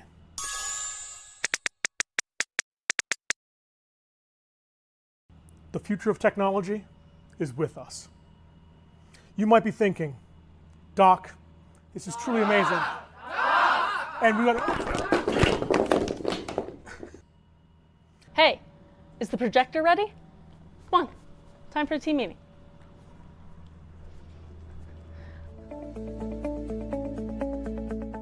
In the quiet moments before dawn, champions are made. Every fan, every athlete, every moment counts.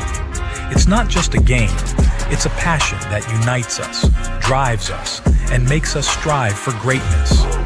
Greatness is wherever fans connect and call home. We believe in the power of the community. We believe in turning passion into action. We bring fans closer and transform loyalty into unforgettable experiences. Join us. Make every moment matter. Fan Club. Get your fans in the game.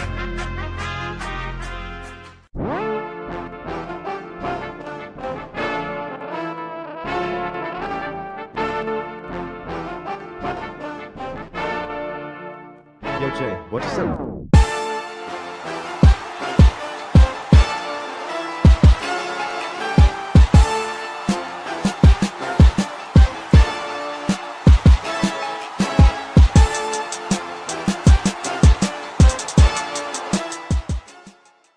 You know the moments.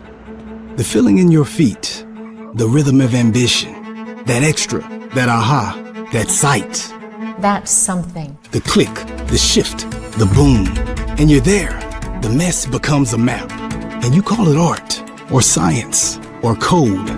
Because now you know the way forward. For all the moments that drive you, there's edX. Fuel your ambition with thousands of job-relevant courses and programs at edX.org.